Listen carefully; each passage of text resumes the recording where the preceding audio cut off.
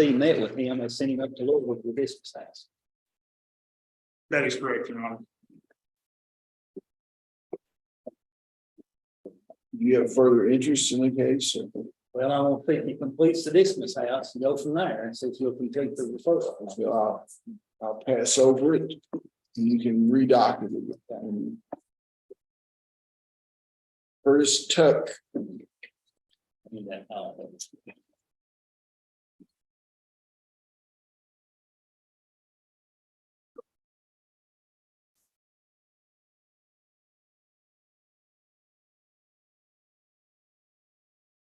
Good morning, Your Honor. Commonwealth versus Curtis Tuck, 23 CR 00010. Are you Curtis Tuck? Yes, Your Honor. You were born in 1985. Yes, Your Honor. Last four digits of social security number 5102. Yes, Your Honor. You're here today for a pretrial conference. Mr. Stockton, what do you have to report? I think that last month, Your Honor, when I was out, the Commonwealth and Mr. Carroll presented a plea and this was what the court was going to take it or not, or set a trial. I don't know. Correct, Your Honor.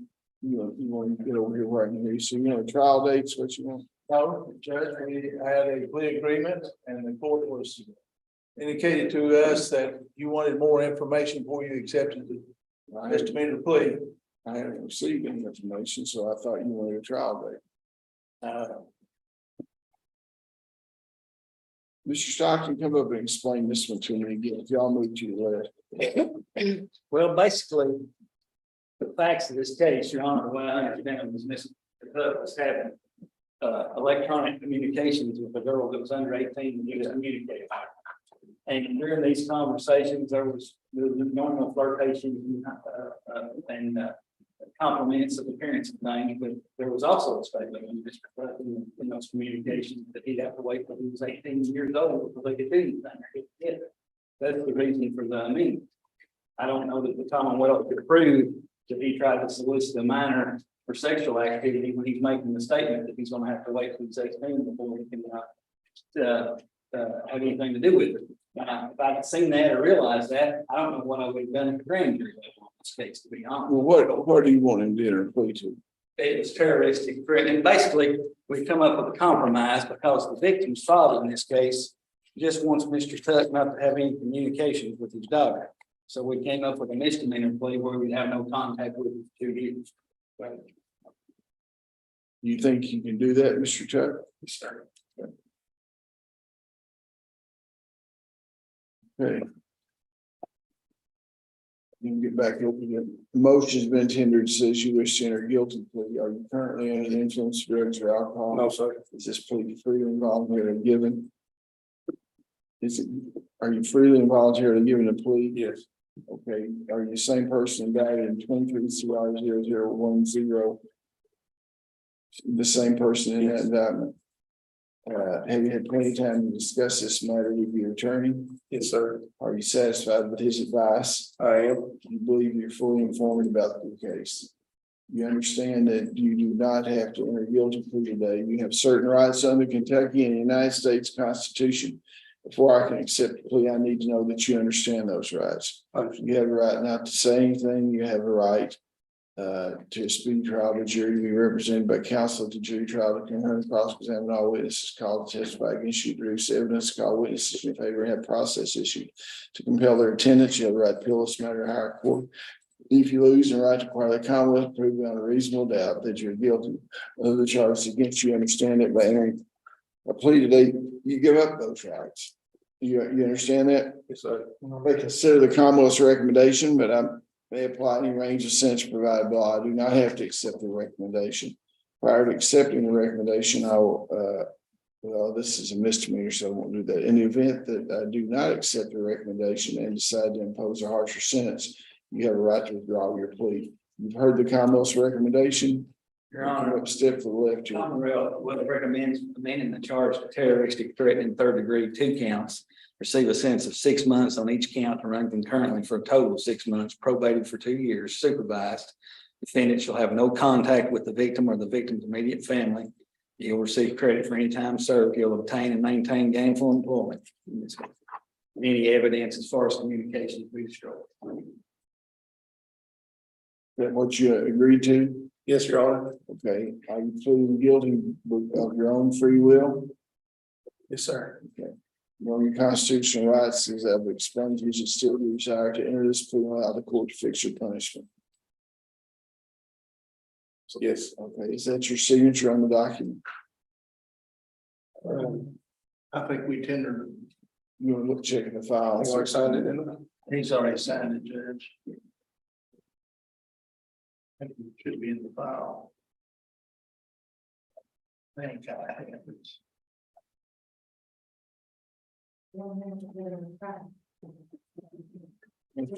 That's the reason I always ask. That's your signature.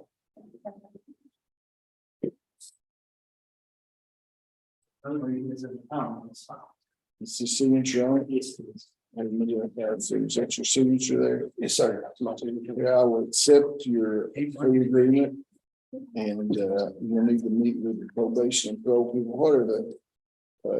There's no fine. What are the court costs? $155. You need some time to pay that? Maybe in a couple of weeks. Okay, what I'll do is I'll give you 30 days. You can pay $30 a month every month for every 30 days until you get it paid, or you can prepay it at any time. Okay. 156, you said. $155, okay? You meet with probation and parole. Thank you, Your Honor. Jameson Wallace. Presumably here, Your Honor, this is the case we got settled. Actually, we're looking, my office is looking for the paperwork, somewhere on my desk, so we passed that for a bit, well. Well, he should be here. There was a mix-up. We prematurely enrolled him in drug court. And the plea hadn't been in it. And he appeared at drug court. So he knows to be here. You sure he knew to be here? Because I hadn't talked to him since the 26th. Well, I can't say what Mr. Cross told. Well, let me try to call him and see. Okay. Christopher, yeah, we've got paperwork on him. We're gonna do him and then I'll work on. Well, let me, We're season jail, so we'll wait. thank you. We have, is Mr. Phillips been processed yet? Not yet. Sure, Okay. Okay, well, we have a little, go off the record here. We have 26 minutes before we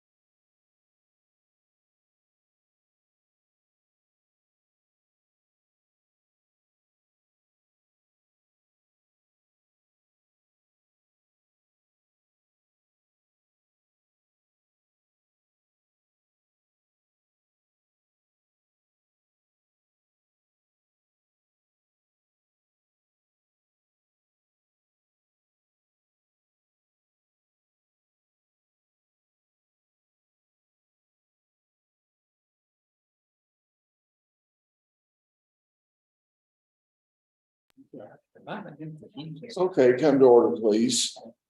Commonwealth versus Jameson and Wallace, 23 CR 0013. Are you Jameson Wallace? Are you Jameson Wallace? Yes, sir. Born 2003. Yes, sir. The last four digits of your social security number 1655. Yes, sir. Good with pretrial conference. Mr. Stockton, what do we have? We have a plea, Your Honor, pretrial diversion.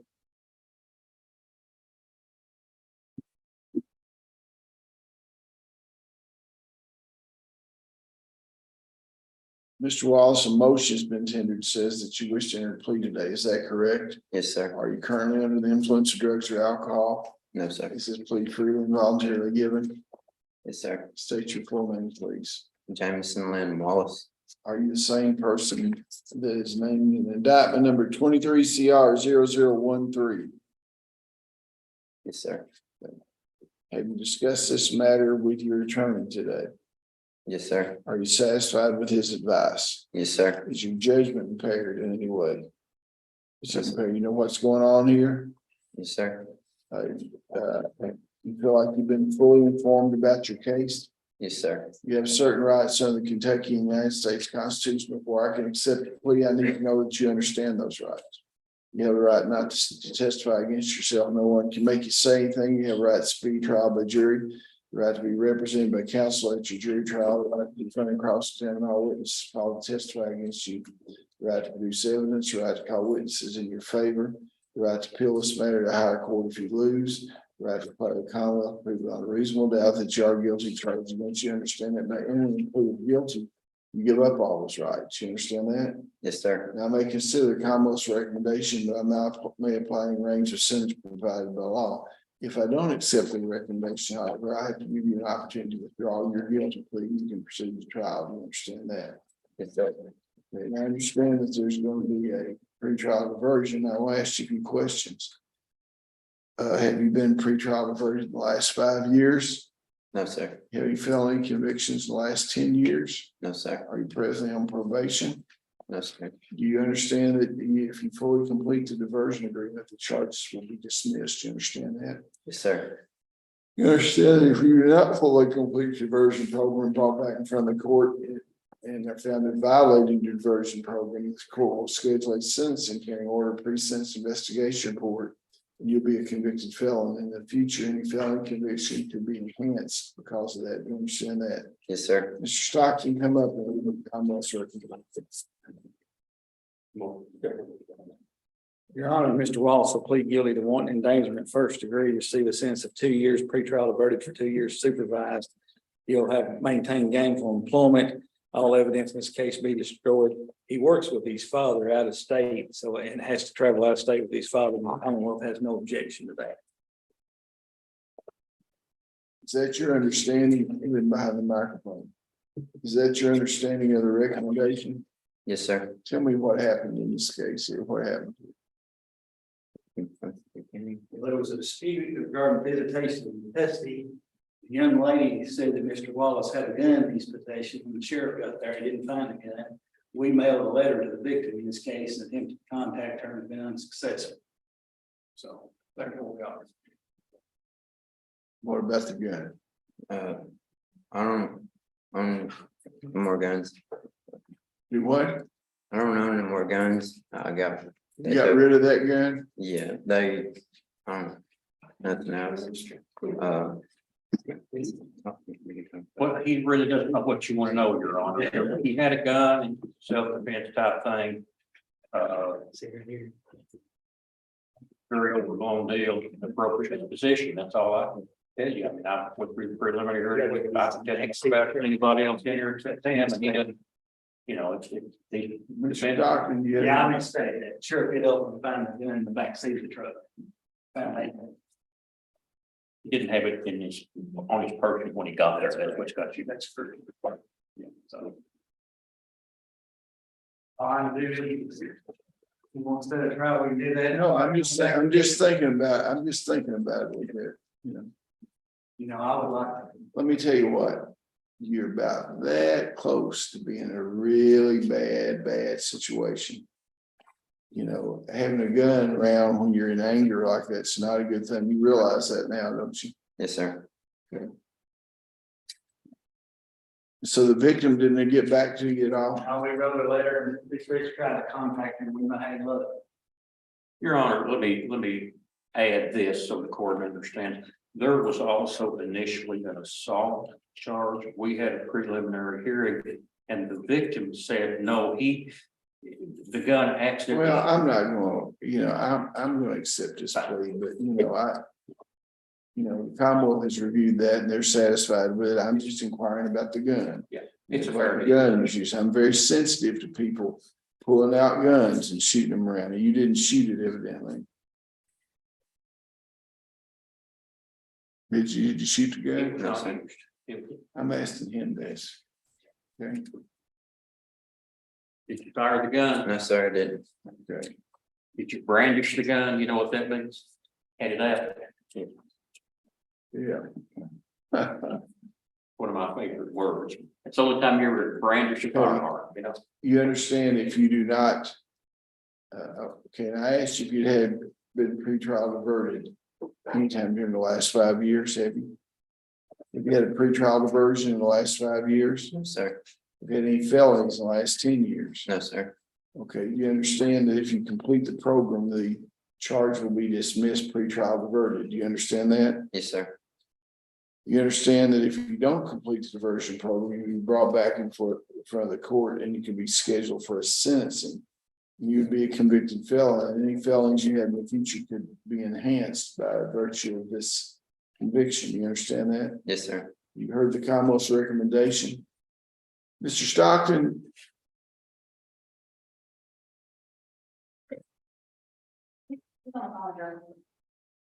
Okay.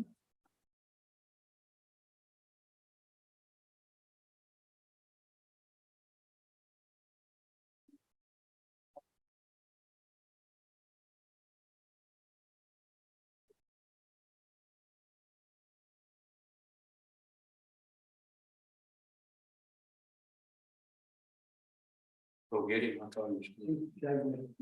He's on the phone now.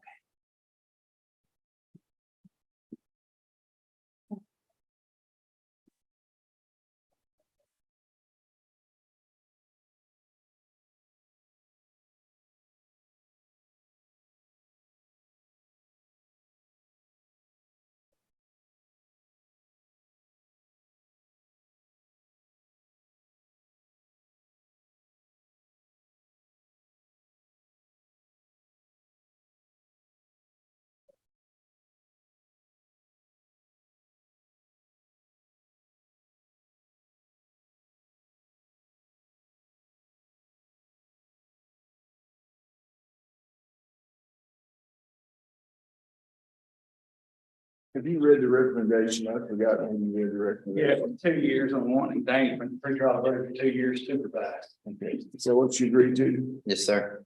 You're fully informed about the case? Yes, sir. Are you pleading guilty because you are guilty of the charges?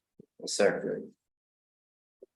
No, you constitutional rights to still your desire to proceed in a guilty plea and allow the court to set your punishment. Is that right? Yes, sir. Okay, I will accept the agreement. Do these pretrial diversions usually have the no firearm clause in it, Mr. State? Okay, well, you're not having firearms on you. Okay, and I'll go ahead and sign the diversion agreement. What are the court costs next? $155. You need some time to pay that. Yes, sir. Okay, you pay it first payment 30 days from today of $30. You pay $30 every month, you get to $150 paid, and you meet the probation parole officer. Is that your signature on there? On the document there? That's your signature on Yes, there? Okay. Okay, go ahead and meet with these folks over here. See the other way. I'm gonna go to Allen County. Allen County, we are scheduled at 10. Are you on there? Okay. Rotor Complex, Road Correction Complex. Yes, sir. We got Benjamin Claywell right here. Thank you so much. Benjamin Clavel, please. Okay, You said your name. yes, sir.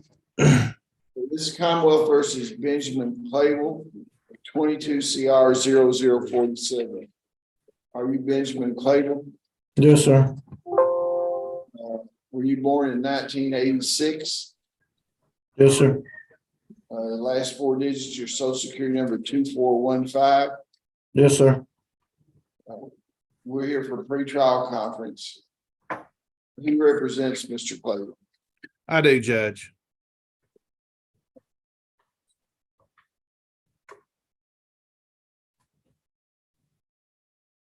And I see it there now. Okay, we're here on a pre-trial conference. Mr. Stockton, what do you have to say? Well, I'm ready to set a trial date whenever Mr. Shefford is. I know he's had this case for a while. Judge, I have no objection to setting a trial date as long as we set it out a little bit. We, as the court knows, we acquired an expert witness, have submitted information to him, and are waiting to hear back from him. And also, we anticipate at least one more expert witness that we will request that we believe is necessary to defend the case adequately. And I'd like to be able to get that to the court within the next 30 days. What kind of sentence does Mr. Clay will have? Where is he at as far as Roeder is concerned? He has a 20-year sentence, Your Honor. So he'd have 4 years to meet the parole board. Okay, well, let's just, I'll tell you what I'm going to do. I'm going to continue this until August the 10th.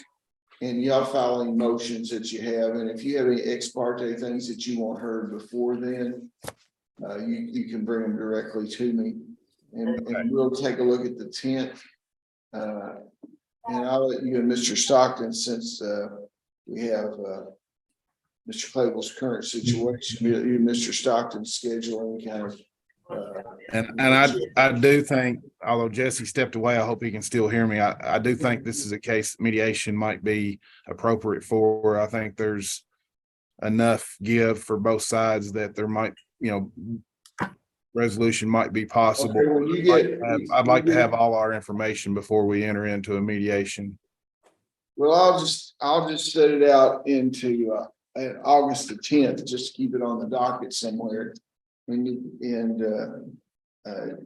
Justice Minton recently retired, and the Supreme Court is doing criminal mediations now. Would he be okay with you, Mr. Stockton?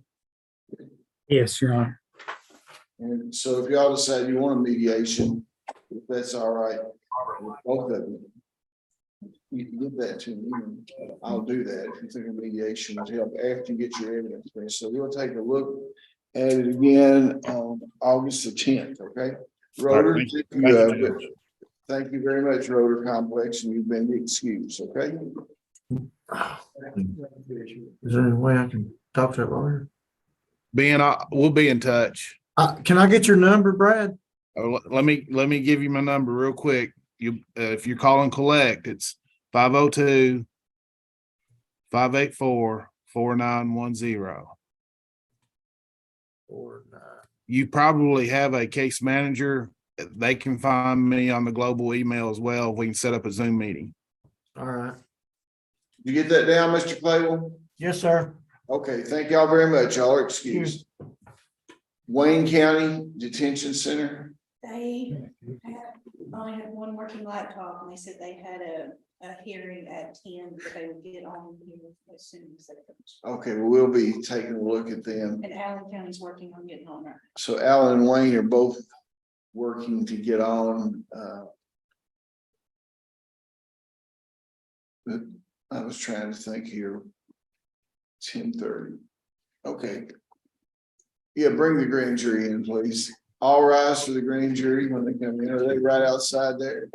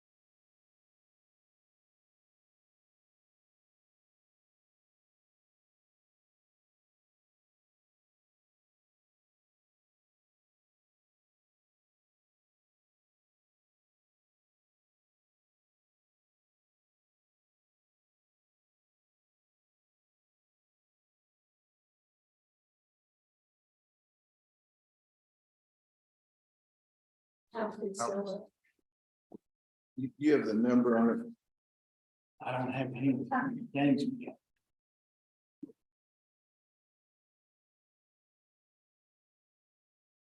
It's 23 CR 12.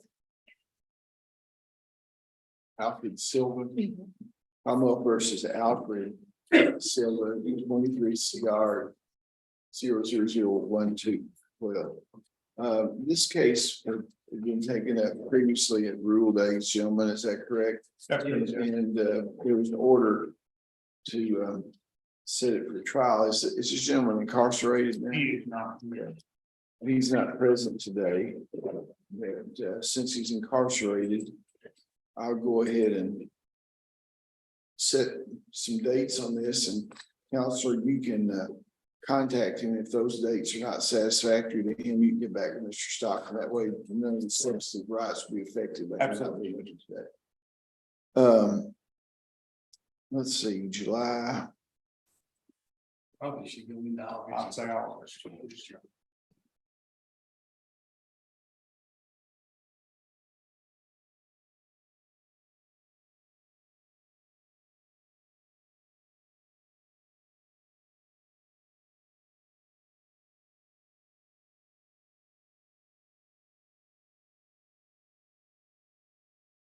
What days do they have district court? Every Tuesday except the last week that's on.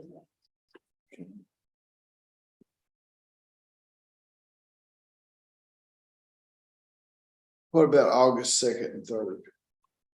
It's fine with me. I'm in trial that day. Okay. Well, I'm saying.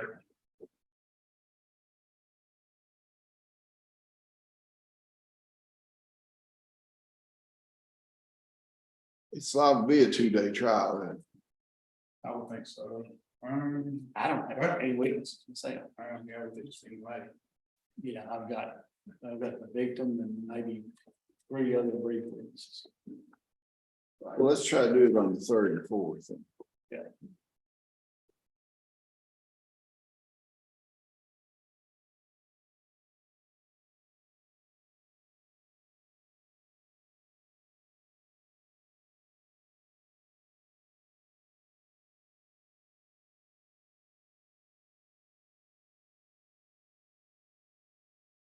We will get one more alternative, that way I can just present those. So Well, let's just do this one, and, yeah, we can get together. You want a pre-trial? yeah,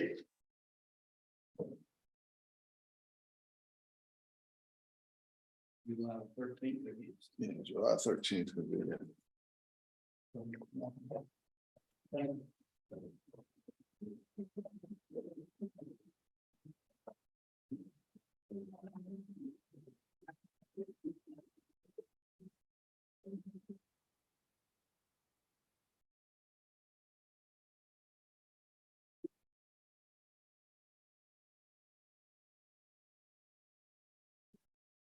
Have you got that gentleman processed? Yeah. Okay. Witnesses. And then Commonwealth versus Jesse Phillips.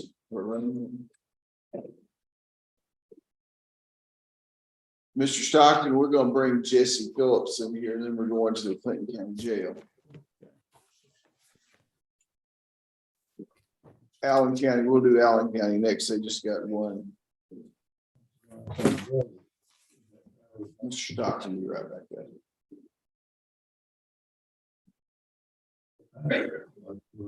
Commonwealth versus Jesse Phillips. 23 CR 0029. Are you Jesse Phillips? Yes, sir. Were you born in 1987? Yeah. Last 4 digits, social security number are 8873. Were you represented? What is it? Is that 876? Yeah, 8876. I misread it. Were you represented by public advocacy in district court? Were you represented by the public defender's office in district court? Did you go to district court? I think so. Yes, Your Honor. Okay, well, I'll continue the representation.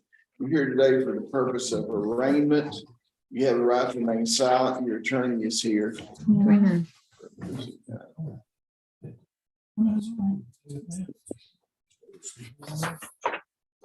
grand jury of Clinton County has returned an indictment charging you with possession of controlled substance in the first degree, meth, fleeing or evading police, resisting arrest, and being a persistent felony offender on the swing. You understand those charges? You acknowledge the identity of your client, counselor, received indictment, waive formal reading and arraignment, enter plea of not guilty, reserving all pretrial motions. Yes, Your Honor. Okay, was there a bond in this case in district court? Okay, what is our bond we set on it?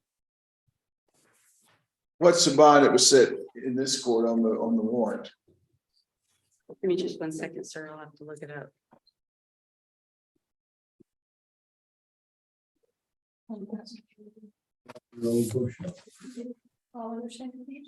Okay, the bond is $20,000 per surety. So anybody that can prove they've got $20,000 can sign your bond. And then you have curfew. You go to church, work, the doctor. No. I've got a bunch of doctor's appointments. I'm supposed to be at surgery tomorrow. Well, you can talk to your attorney here in a few minutes. Okay. Do you have anybody to make your bond? I'm not ready. That's why I said if I can sign it, that's why I was trying to say. I'm asking you a question you need to respond Yes or to. no? Do you have anybody that can make your bond? It's not just got $20,000, so You got 20 in cash? no, I don't. You don't have to have cash. It's a property bond, or it's not even a property bond. It's just a surety bond. Anybody can come in. You have family or anything? Do you have family? Respond to my questions. You have family that has anything worth 20 that come in and sign your bond? Probably that ain't got, it's worth $20,000, no. We're all poor, for real. What kind of surgery do you have tomorrow? Well, I'm supposed to go after my spine, it's the day after, so it's tomorrow, March Friday. Tomorrow Friday. Yeah, sorry.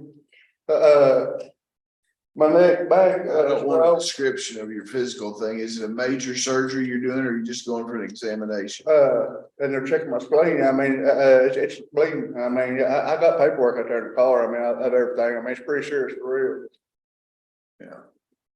Where is this at?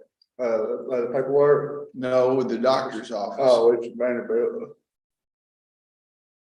It's on file. I've been going, Wait a second. Well, who do you have parents or anybody that can sign your bond? Do they own a home? Do they own a trailer? Do they own anything? Your mother does. What does she own? She owns her house, but Okay. What's her name? Brenda Kaufman. Well, I'll allow her to sign your bond. If she wants to come in, I'll pre-approve her to sign the bond. And I've got Miss Kaufman's contact information. Okay. Just let them She in. come in, and then you'll be under, you get the number over here at pretrial to call. And when you leave the state to go to a doctor's office, something, all you gotta do is call in. And then you need to stay at home unless you got work, church, or the doctor. You don't need to be out gomming around. Do you understand what I'm saying? But I'm on ankle monitor right now, sir. I understand that. Yeah. Okay. Judge, apparently there's another case that didn't make it on the docket that he needs to be arraigned on too. Well, please. VCR 20.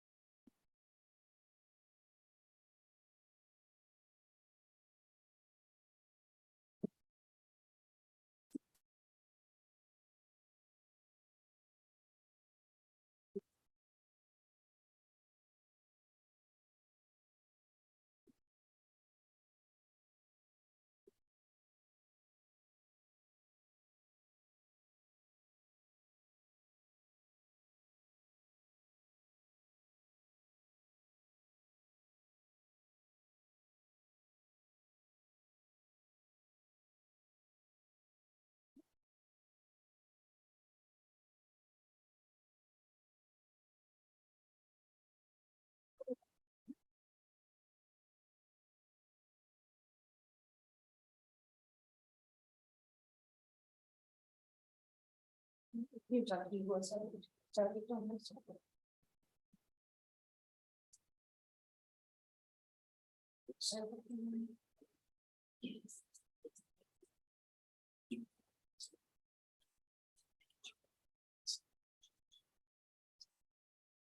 just wait till it appears.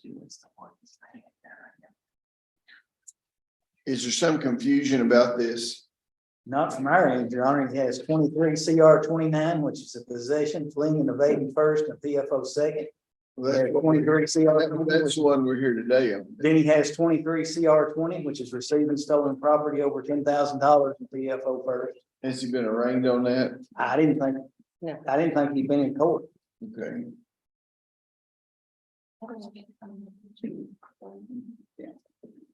Okay, I'm gonna arraign you on 23 CR 0020. Previously been arraigned, and on the other one's receiving stolen property and being persistent felony offender. It's 23 CR 0020. Previously identified yourself, identified your yearbook with social security number, serving with that, and we'll set it on the same day. Needs to come back here on the others. And the bond will cover that charge too. The $20,000 surety with curfew. And when you go to the doctor or whatever, you need to call in and tell them at pretrial where you're going, when you're going to get back. Now, are you able to work? I mean, not a whole Or lot. yes or no? I mean, a little bit, yeah. Well, when you work a little bit, you need to tell them where you're working.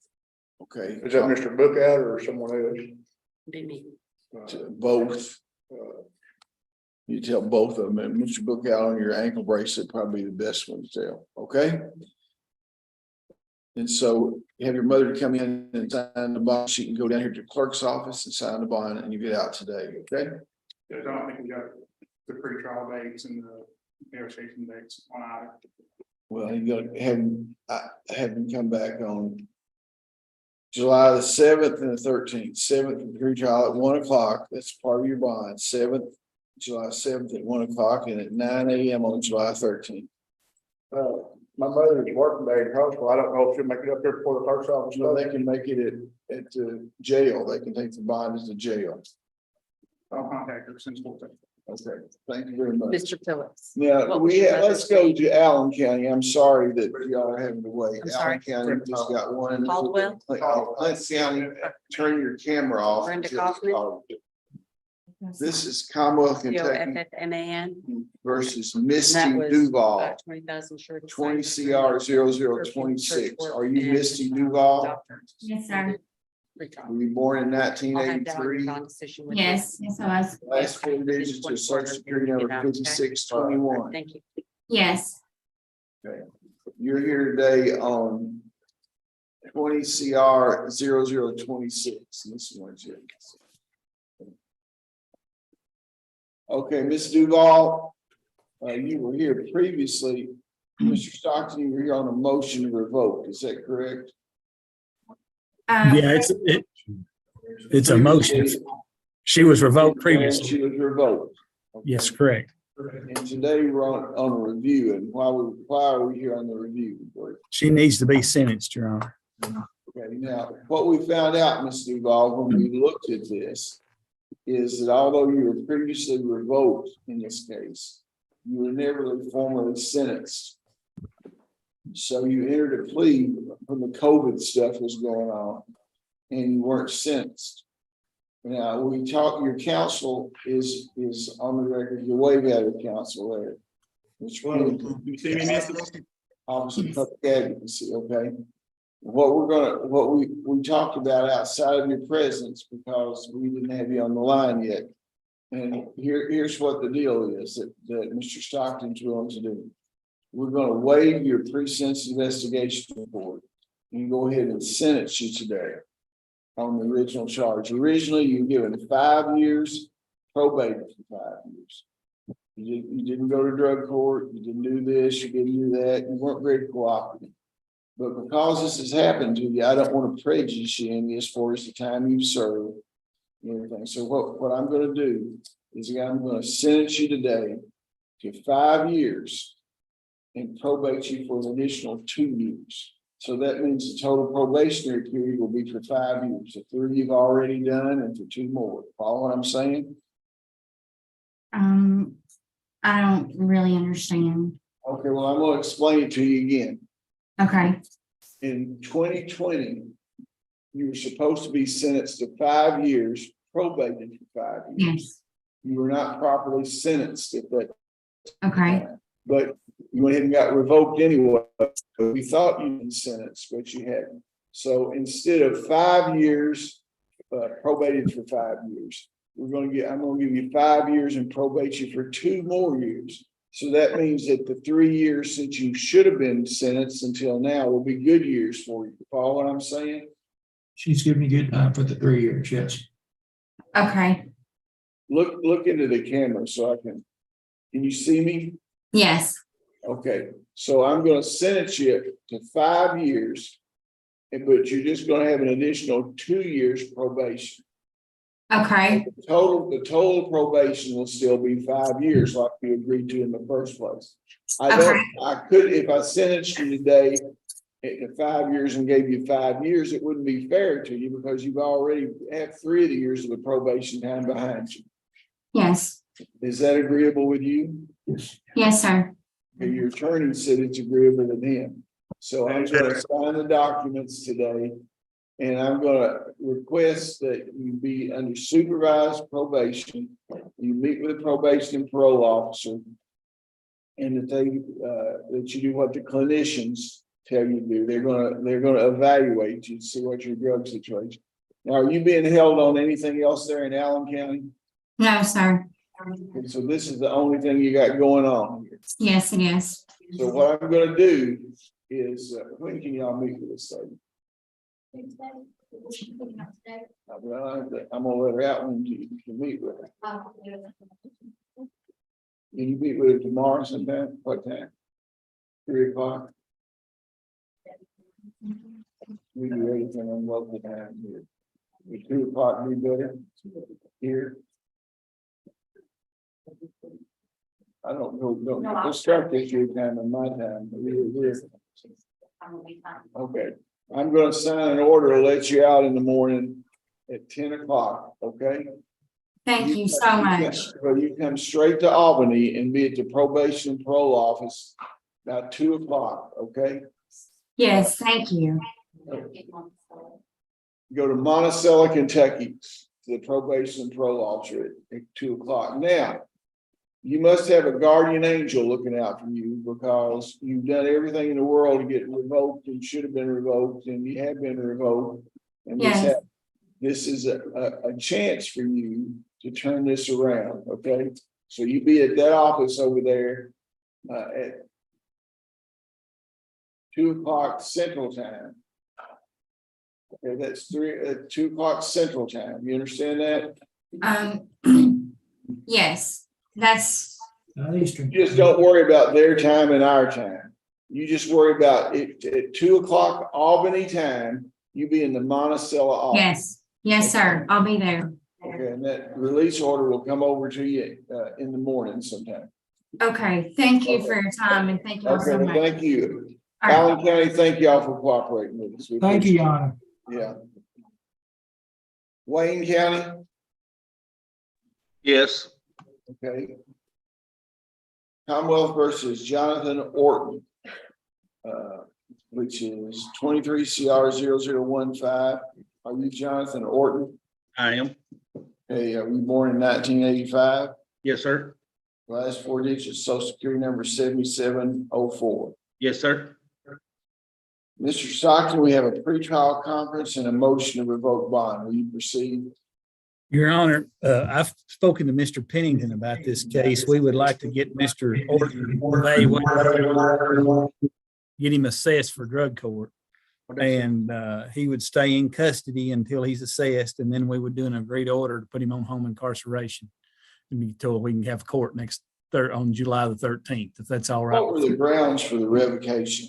He was riding around with somebody in Wayne County that had drugs on their person, and they were arrested, and he was in the vehicle with them. I went to get a washing machine. Hey, that's, Okay, I'm sorry. I didn't know. This is a bond revocation. Here's what we got down. He violated terms of his, but he was charged, wasn't he? He was charged up there. My understanding is they've pled it to misdemeanor. Something bad wrong.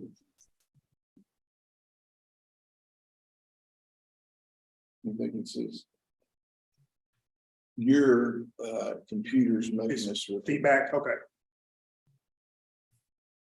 I can see everyone now, Your Honor. Well, this was a bond revocation because he violated terms of his bond. Yeah, and based on the facts of the bond, after looking at it and the case, it looks like there's no proof that he actually had the drugs on him. Then the other guy took responsibility. That was the reason we going to do the drug court and try to get a plea by the 13th of July. Well, I read the thing and he said in the report that the drugs weren't his, but he knew the guy had the drugs. Yeah, I saw that. So he's riding around with somebody while he's on bond that he knows has drugs. So that seems to be very problematic to me. He's out riding around with somebody that has drugs on him. So. Well, he was going to stay in jail until we could do the assessment and then get the plea entered. So. Well, I'm gonna revoke his bond. Okay. He'll be held without bond. And then when you do the assessment, we can come back to either with an agreed order or we can have a special hearing on what we're gonna do. Not complying. You're out here gomming around with somebody that's having drugs while you're out on bond. That's not a good thing. So at some juncture, I'm gonna have to do something, to get your attention, to get you to comply with the court's order. Whatever I've done up to now has not worked. This 30 days is worth it. I will take that into consideration when I see the agreed order. We'll see if you can get into drug court. Okay, and there's no reason to reset this now. We can wait and. We didn't set on the negotiation day, Your Honor. And okay, the negotiation day is July the 7th at 1 o'clock and July 13th. 9 a.m. are the next two court dates. Both of them, you'll be here, and you have no bond now, so we'll know where you are unless we let you out and set you another bond. I don't really see any reason setting another bond right now. You didn't comply with that bond. So let's just get him evaluated for drug court. And maybe you can take a look at it on July 7th and see what you think then, Mr. Stockton, okay? Thank you very much. Wayne County, thank you for cooperating. Y'all can be excused. Mr. Orton, your attorney will be in contact with you. Well, thank you. Okay, let's go to Clinton County finally here. That's bullshit. What that is. Clinton County. Troy Albertson, I need his file first.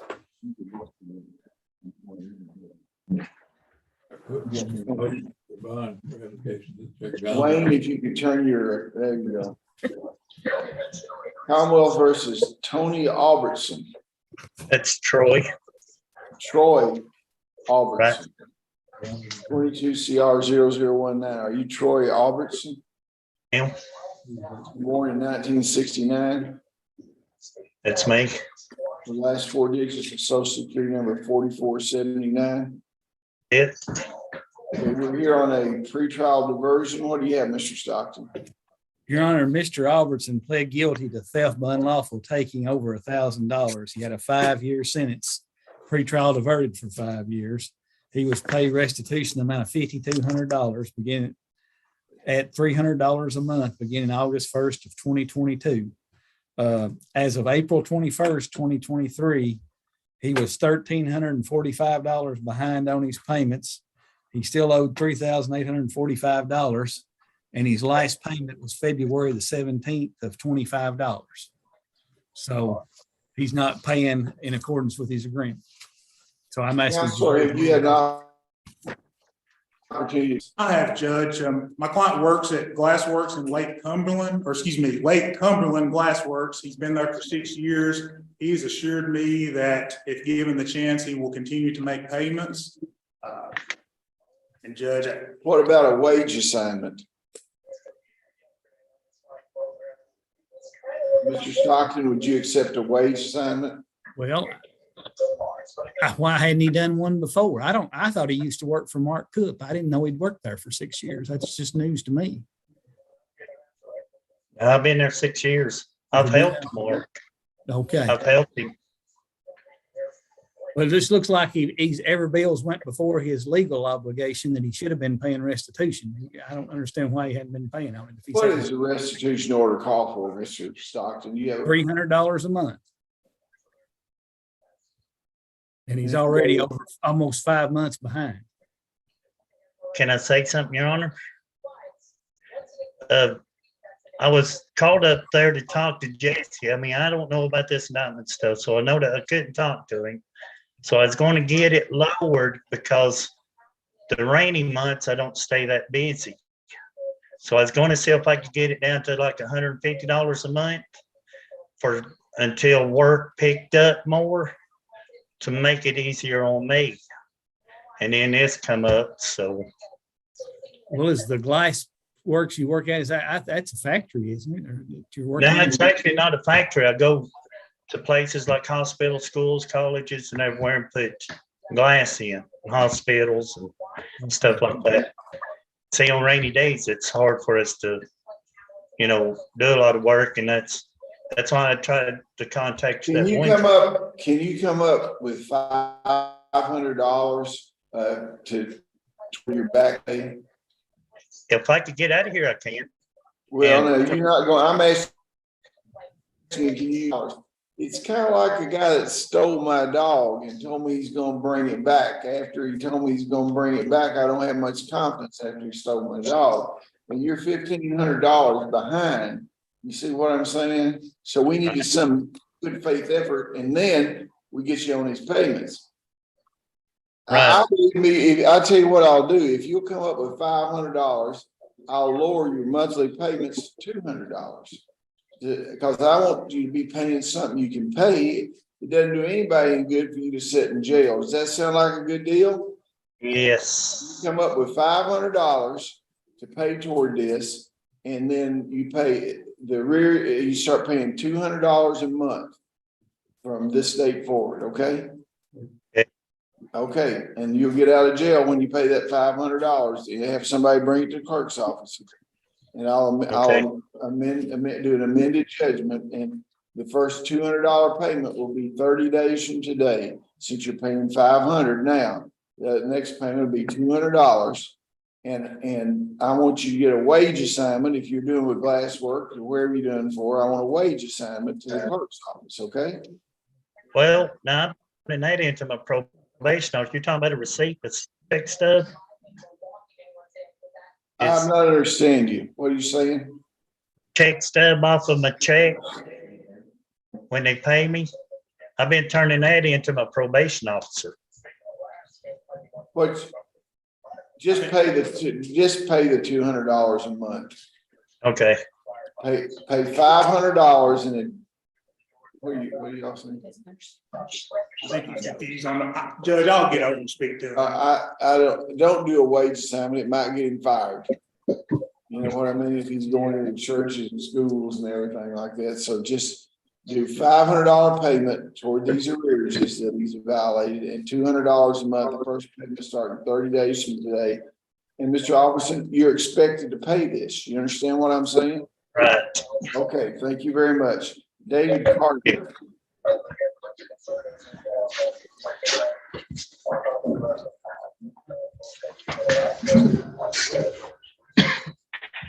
Commonwealth versus David Carpenter. 22 CR 0062, 22 CR 0063, 22 CR 0064, 22 CR 0078. Are you David Carpenter? Yes, sir. You were born in 1993. Yes, sir. Last four digits of social security number 0416. Is that correct? Yes, sir. A motion has been filed that says you want to enter a plea today. Is that correct? Yes, sir.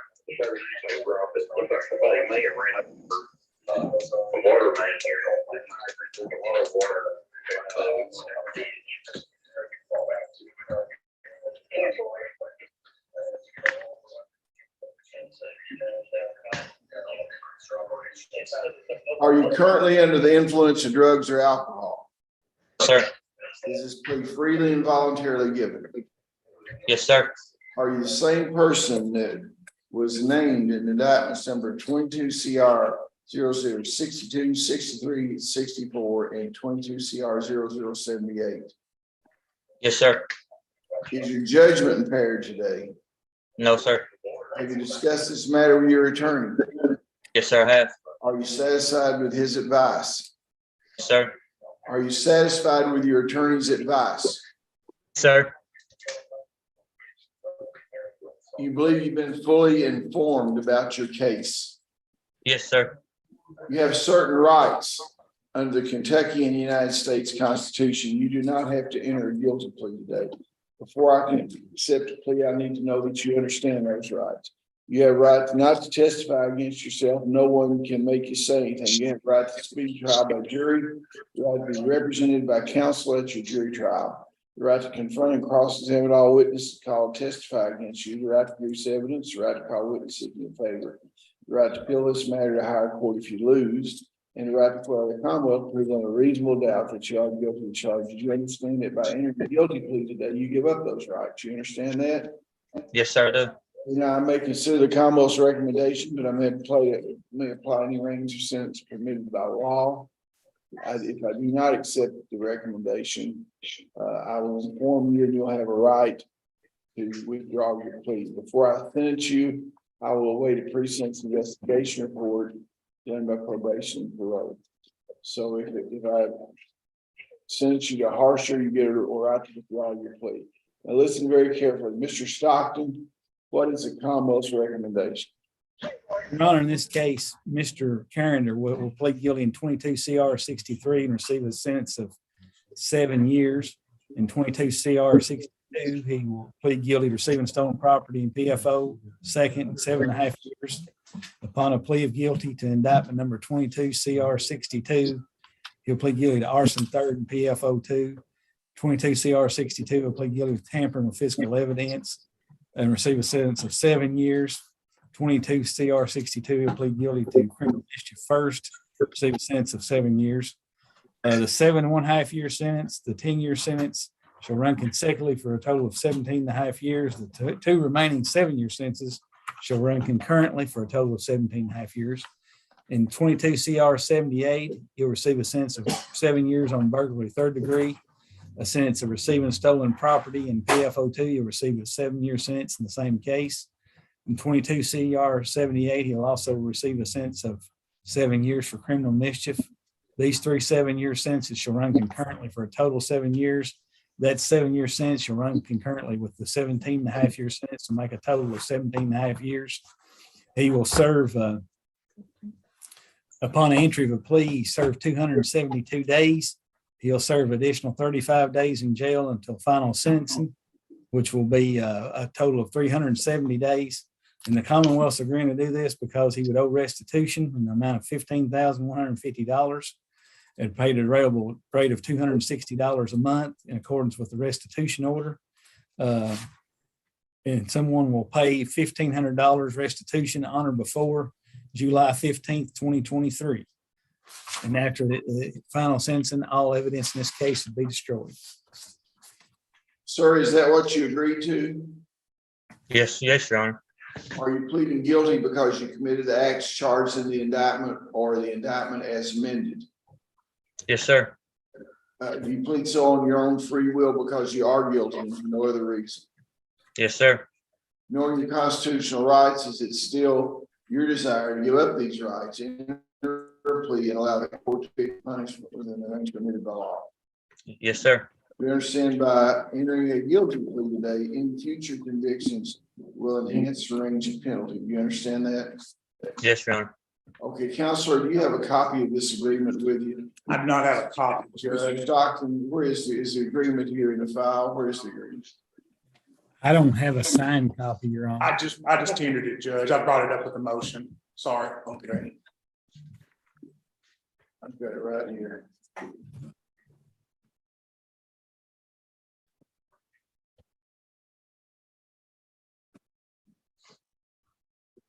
Or is that your signature there? Sir. Okay, I will accept the plea order precincts investigation report number probation parole and schedule your sentencing on July the 13th. Okay, thank you very much. All right, thank you, sir. Yeah. Edward Daly.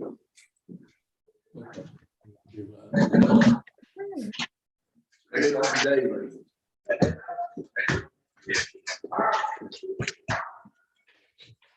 Are you Edward Daly? Yes, I am. This is 22 CR 0013. Mr. Daly, were you born in 1951? 1951, 72. The last four digits of social security number 2842. Yes, sir. The attorney David Cross is here in court. We're here today for a review and a pretrial conference. What does the Commonwealth have to say? Your Honor, Mr. Daly is the one that we'd had previous examination scheduled at KCPC, and he wouldn't appear when he was out of custody. Then he was placed with his brother on home incarceration, or not home incarceration, bond with his brother, and that didn't work out, so he's placed back in jail. So we're trying to get him worked out to where KCPC will evaluate him. KCPC. Say about this, Mr. Cross. Your Honor, I spoke with Mr. Daly's son, and I thought he was coming today, and I thought he was willing to take Eugene for a while to get him tested and be responsible. I talked to him this morning. He said he'd be here, and he's not here. So I think that falls to the wayside. Yeah. The problem we've got here, of course, is what to do with Eugene. He doesn't need to go home. He's got to be evaluated. And I think that will be it may be dispositive of the case, but he's just sort of festering down there. And He's festering because he wouldn't comply with the court orders and show up for his KCPC evaluation. And you're exactly right, Mr. Stockton, and that all is affected by his mental condition. Well, I don't want to argue the case right now. Yeah. Right. Where was he supposed to show up for the KCPC thing? Were they going to do it on I Zoom? can't remember, Your Honor. It was set up. He was going to be done outpatient and he wouldn't appear. I think it's set up at least on 2 different occasions.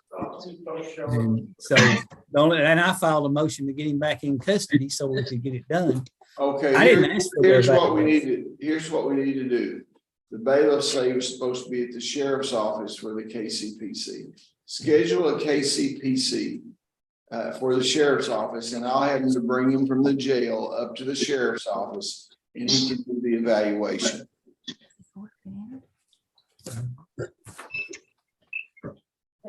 Eugene, that means you're not getting out in the next few days, but you've got to be evaluated. I'll come down and talk. Well, they claim that the sheriff's office was supposed to transport him to KCPC. So, okay, I thought you knew he was going to do the Zoom. So when will he be, when can they schedule him another meeting, and I'll have the sheriff's office to take him to KCPC? Well, Your Honor, in order to accommodate him and try to move this along, they have such a backlog where they'd have to take him. We've tried to get it done by video, which would be quicker. And they will do that at the jail. KCPC will. They'll make arrangements. Nobody has to take him anywhere. Okay, well, let's make arrangements for him to be evaluated as quickly as possible. And it could be, what's he charged with? Wanton endangerment. He was lazily shooting up at a neighbor's house. Yeah, well, depending on what happens with it, you know, we have to probably get into chapter 202 some way if he's not competent. So you need to be thinking about that, whether he qualifies under any of those. Your microphone, I believe, Mr. Stockton.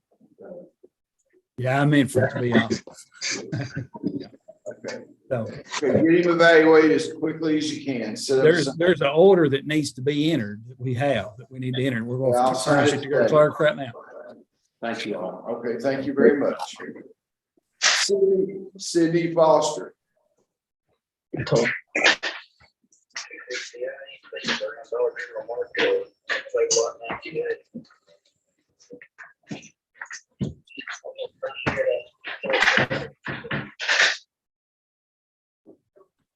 Commonwealth versus Sydney Foster, 21 CR 00100. Are you Sydney Foster?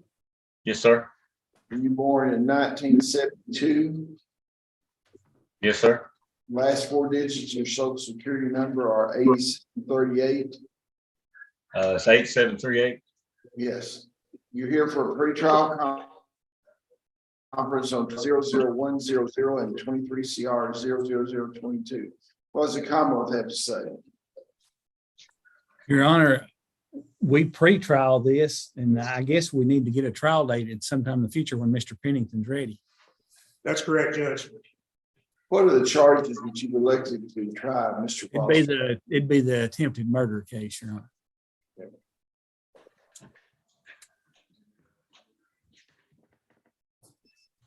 How long, how many days will it take to do this trial? Maximum of 2, possibly 1. I would think too, Judge.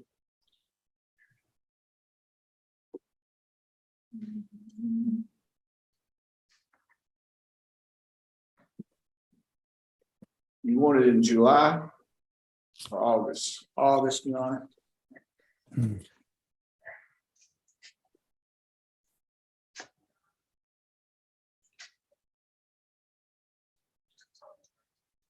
Is the thrash on the 21st, 22nd, and 23rd of August?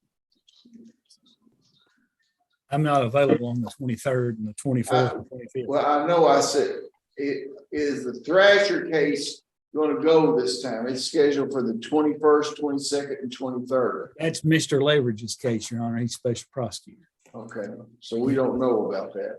No.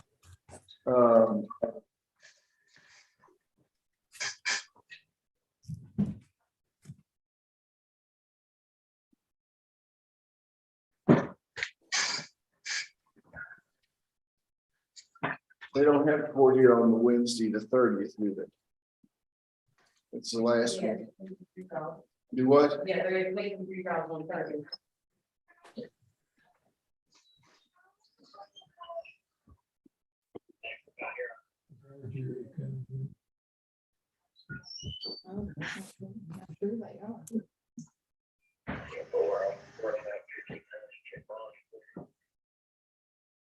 How about the 15th and 16th? That's fine with me, Your Honor.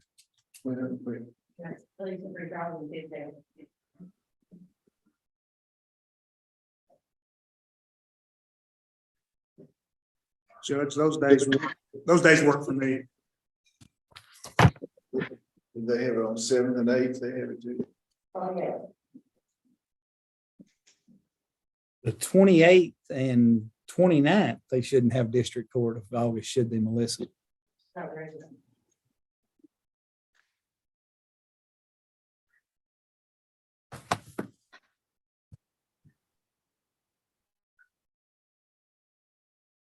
August 28th and 29th.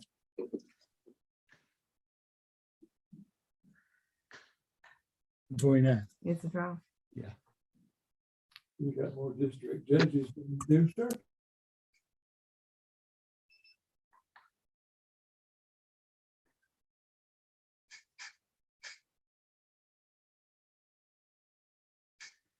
Is this a case that mediation will work at all? You never know till you know. Judge, we're willing to try. Give me a mediation order and I will sign one, and Justice Minton is available to do mediation if that's acceptable to you guys. So if y'all want to do a mediation, give it, and we'll go ahead and set these trial dates. So he'll be first in line for trials if he can't reach an agreement, okay? Yes, Your Honor. We can get that mediation order today before y'all leave. That way it will slip through the cracks. Okay, thank y'all very much. Bobby Hicks. Bobby Hicks and Christopher Young to do their place. Bobby Hicks.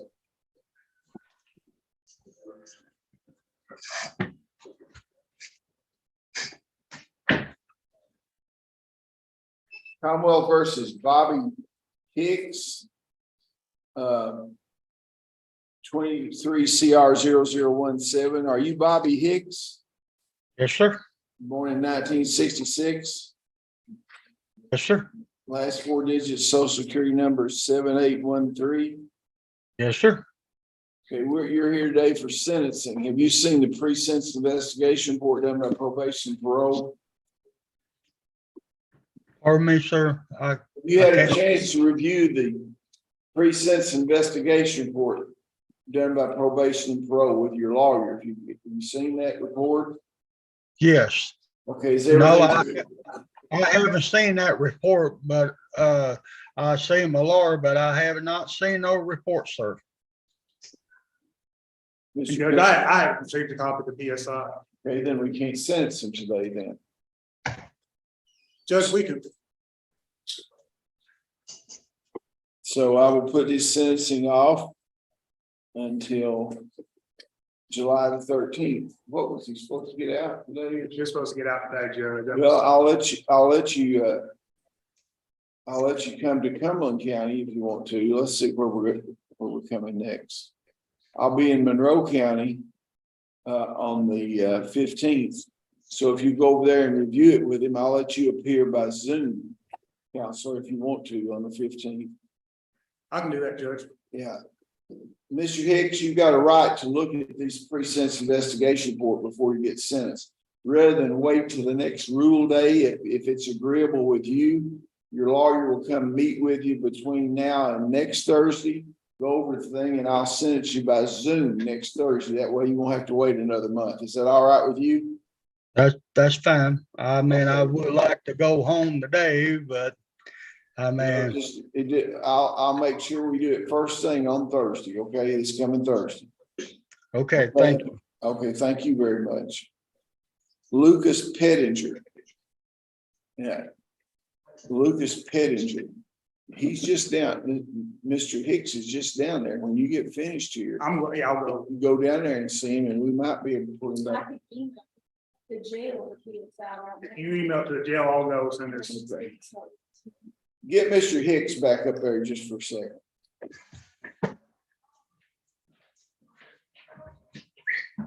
Bring him back. Bring him back.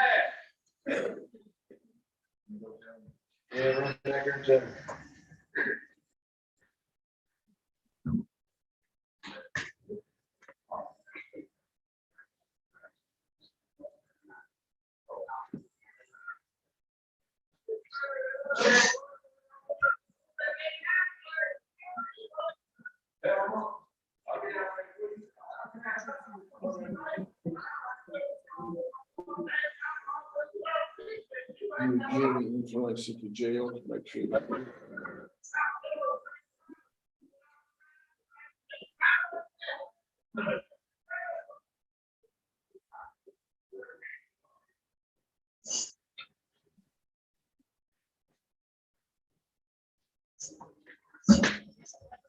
Mr. Hicks? Yes, sir. I think we figured out a way for you to be sentenced today. I'm going to email a copy of this pre-sentence investigation report down there to the jail, and they're going to let you look at it. And then your lawyer is going to come down there and go over it with you. And then from down there, you and he can both appear on that Zoom there, and I'll sentence you today, and maybe you can get out today that way. Okay? I mean, I appreciate it, sir. I mean, I'm ready to go home. Okay, I know you are. I know you are. Well, he'll be down there in a few minutes and have him to show you that PSI that's down there now, okay? Okay, I thank you. We'll see you in a few minutes. Lucas Pettinger.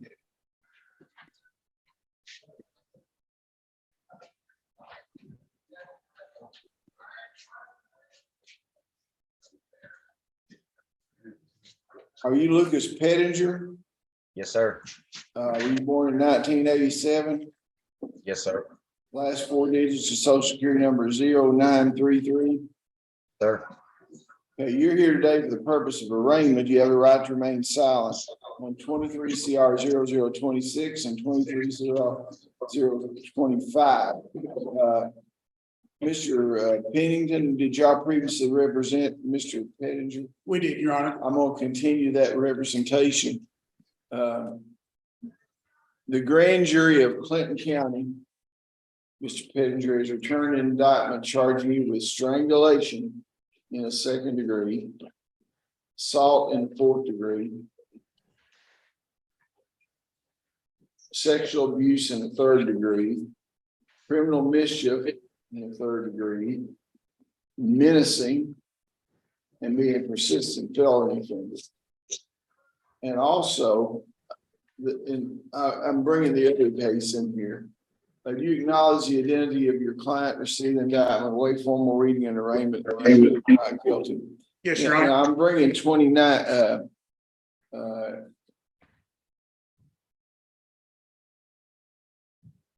we're bringing the other, I think that says 28 on it, then on the docket, it says 25 and 26. And it says 25 here. 25.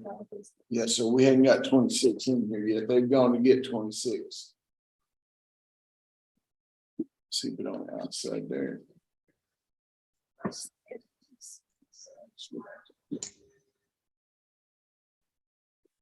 They're bringing your other file in here right now, Mr. Pennington. All right.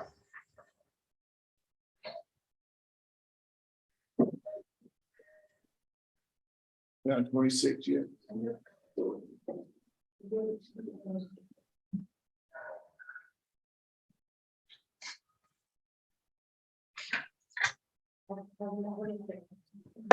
Yeah, this is 26 here. I've already raised you 25. 26 charges you with possession of controlled substance and 1st degree methamphetamine and possession of drug paraphernalia. Okay, Counselor, you acknowledge the identity of your client, receive the indictment, waive formal reading and arraignment, not guilty, reserving off the motions. Yes, Your Honor. Okay, we'll set the negotiation day on July 2nd and the next court appearance on the 13th. Okay, Thank you, Your Honor. okay. Chris, your lawyer will be down to talk to you, Mr. Pettinger. Christopher Thank you. Young.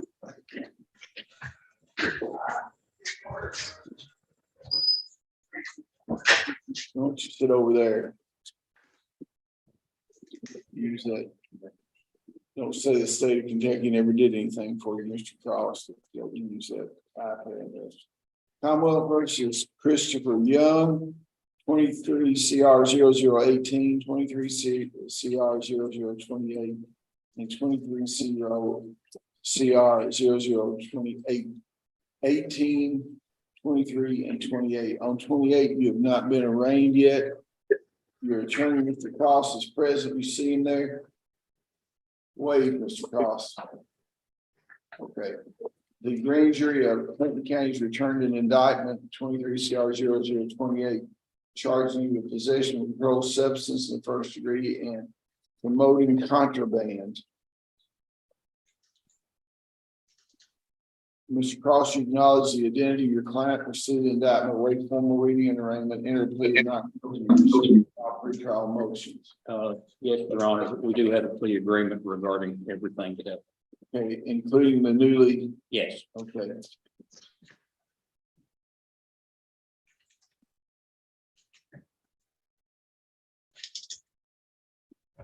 Mr. Young, I've been informed that you, a motion has been filed that says you wish to enter a plea. Is that correct? Yes, sir. Are you currently under the influence of drugs or alcohol? No. Is this plea freely and voluntarily given? Yes, sir. Are you the same person named in indictments 23 CR 0018, 23, and 28? Yes, sir. Is your judgment impaired today in any way? No, sir. Have you discussed these matters with your attorney and reviewed the evidence that the Commonwealth has against you? Yes, sir. Are you satisfied with your attorney's advice? Yes, sir. You understand that you do not have to enter a guilty plea. That you have certain rights under Kentucky and the United States Constitution. Before I can accept a plea, I need to know that you understand those rights. You have the right not to testify against yourself. No one can make you say anything. You have a right to speedy trial by jury, the right to be represented by counsel at your jury trial. Cross-examine all witnesses called to testify against you. The right to produce evidence, the right to call witnesses in your favor, the right to appeal this matter to a higher court if you were to lose. You have the right to require the Commonwealth to prove beyond a reasonable doubt that you are guilty of charges against you. You understand those rights? Yes, sir. You understand, but entering a guilty plea today, you give up those rights. You understand that? Sir. Consider the Commonwealth's recommendation, but I may apply any range of sentences by law. I don't have to accept.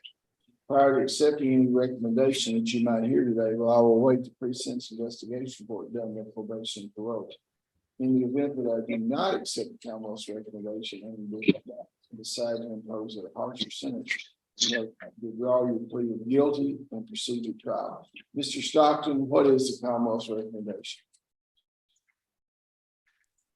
Your Honor, in 23 CR 18, Mr. Young would plead guilty possession of controlled substance, first degree, oxycodone, receive a sentence of 3 years.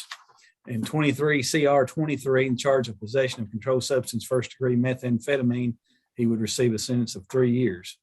Upon a plea of guilty and indictment 23 CR 28, possession of controlled substance, he would receive a sentence of 3 years. Charge of promoting contraband, first degree, he would receive a sentence of 5 years. All those sentences shall run concurrently for a total of 5 years. They'll be pretrial diverted for 5 years, supervised. He'll enter and complete the Clinton County Specialty Court. He has been assessed and admitted. He'll need to be oriented and would stay incarcerated until the orientation date. He would receive credit for time served, but not receive credit for any contempt time. He would also maintain gainful employment once he's released. Is that your understanding of the plea agreement, sir? Yes, sir. Are you pleading guilty because you did commit the acts in the amendment as amended, the indictment as amended? Yes, sir. Okay, knowing your constitutional rights, so explained it still you desire to give up those rights and allow the court to fix your punishment. Correct? Yes, sir. Okay, this is a diversion. Is that correct, Mr. Stockton? Yes, it is, Your Honor. It's a diversion. You cut out on me. Is it a diversion? Yes, it is. It is, Your Honor. Okay. Sir, have you been previously diverted in the last 5 years? No, sir. Do you have any felonies in the last 10 years? No, sir. Are you currently on probation or parole? No, sir. You understand if you successfully complete the diversion program, the agreement will be dismissed. Trial diverted, you can have your record expunged. You understand that? Yes, sir. You understand if you do not successfully complete the diversion, you're brought back in front of the court and your diversion is revoked. I'll schedule a pre-sentence investigation report. You'll be sentenced and you'll be a convicted felon. In the future, any felonies that you have, the sentence can be enhanced because of that conviction. You understand that? Yes, sir.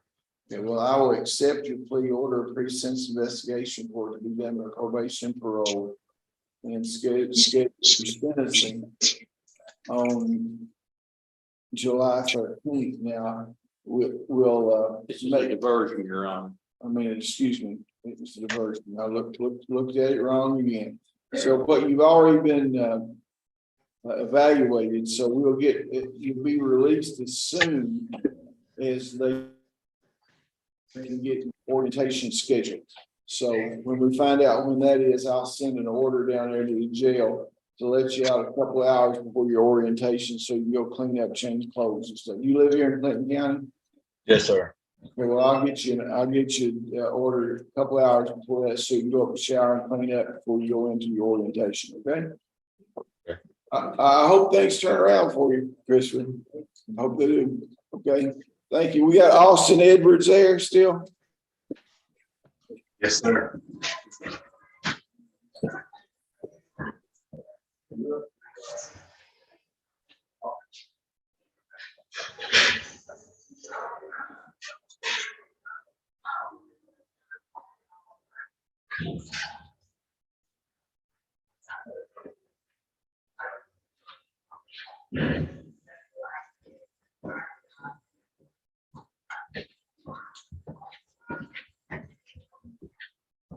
Commonwealth versus Austin Edwards, 22 CR 0071. The court is familiar with Mr. Edwards. He was born in 1999. The last four digits of social security number 5883.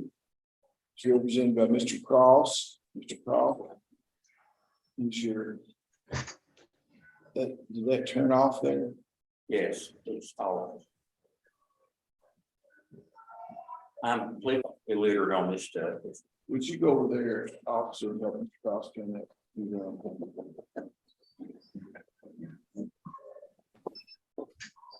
When I completed all my training, these things didn't exist.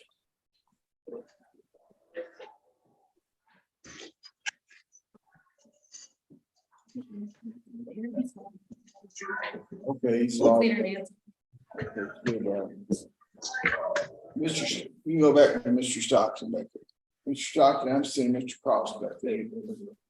Hey, that's okay.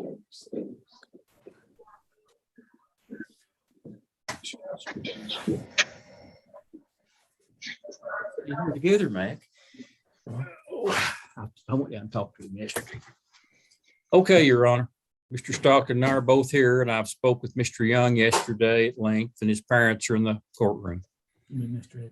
Mr. Edwards, Mr. Young's also, yeah, Mr. Edwards. Hey, Mr. Stockton, can you get down there where I can see you too? I will, as long as nobody takes a photograph. Yeah, frozen in time. What do you have to say about this, Mr. Stockton? Well, Mr. Cross wanted this case back on the docket. We spoke with KCPC yesterday. They're supposed to get him in this month for treatment at the latest next month. And that's where we are as far as the case goes. Your Honor, I have spoken to his family. I've spoken to the staff at the jail. And I've even spoke to other prisoners, another prisoner down there. Well, wait a second. He's been evaluated, correct? Yes, that's correct. He needs treatment. Well, do we need a hearing on that? KCPC requested. That's right. The order's already been entered. Yeah, he requested their initiative. We're just waiting to get him up there, correct? That's correct. Your Honor, what I was proposing, because of what everybody says are the great strides that Mr. Edwards has made in the last several weeks, and he tells me that himself, is that he be released on home incarceration to the home of his parents until he can go into treatment. He's been in jail about 7 months on this, and this is one we don't know if we don't know if they'll get him up there this month or next or when. And everybody involved with Well, this family. here's the problem. Yes. I haven't heard any testimony on any of this. You know, and I don't doubt what you say, Mr. Cross, it's your interpretation of what they said, or that it's correct, or that your interpretation is not correct. But I want us to contact that. It's very unusual for them to request someone come up for treatment. And I'm reticent for the safety of his parents or anyone else until he continues to go down the road that he appears to be headed. So we'll do everything we can to influence them to take him up as soon as we can. Okay. Your Honor, I've had that same discussion with Donnie and Marilyn. They're in the courtroom. They would like to address the court in regard to that. And if we hear from them in open court, perhaps. I'm not gonna change my mind about this because of how unusual it is for KCPC. And I understand that they love him and want to do the best for him and want him there. But for their protection and protection of the public, I want the KCPC people to option to treat him before we do anything else. And it's very unfortunate it's taken this long, but that's, you know, if we had a hearing and did an order, they might do it quicker. I don't know, but they request him back. So Mr. Stockton, will you contact them and tell them to talk to him again, or somebody from your office? Yeah, we just spoke with them yesterday after this. You know, What Mr. would it Cross take? requested that they be put on the docket, so we actually spoke with them this morning. Well, what do they suggest would expedite his treatment? They didn't say anything would expedite it. They said he's on the list and said they're working through it as quick as they can, but it'd either be this month or the first of next month before they got him. That's what they relayed to us. What was it? Sandy Smith you spoke to? That's the lady's name at KCPC.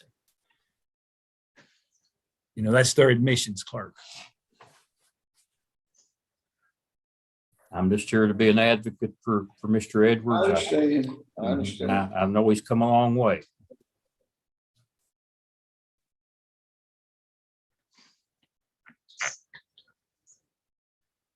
And I will tell the court, they first said it'd be May and June, and now they're saying June and July. Because this is not one we hadn't checked on.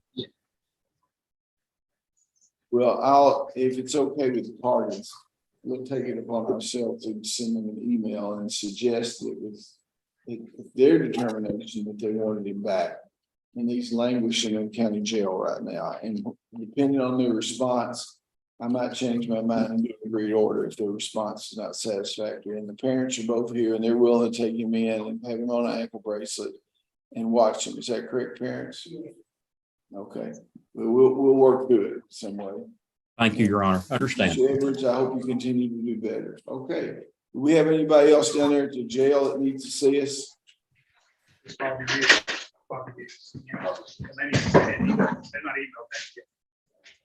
guess they're down there talking to Mr. Hicks. Yeah, we got Bobby Hicks. Yeah, is Mr. Pennington talking to him? Judge, they've not received any email here.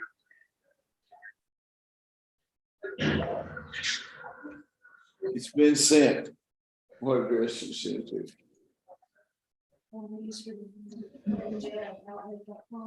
Clinton Jail at outlook.com.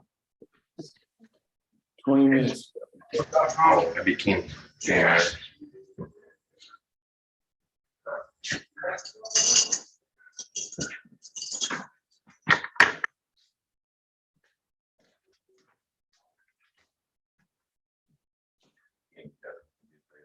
Judge, I think that went to Kenny. If Miss Thompson could send that to my email, I'm sitting right beside Mr. Hicks right now. Okay, we'll do that.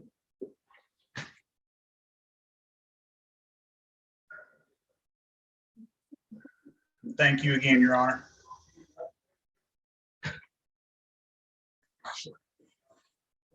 Did you get it? Yes, sir. Okay, we'll go off the record here for a second, and Mr. Stockton, if you'll stand ready to do this sentencing as soon as they review it, we'll go back on the record there, okay? Thank you.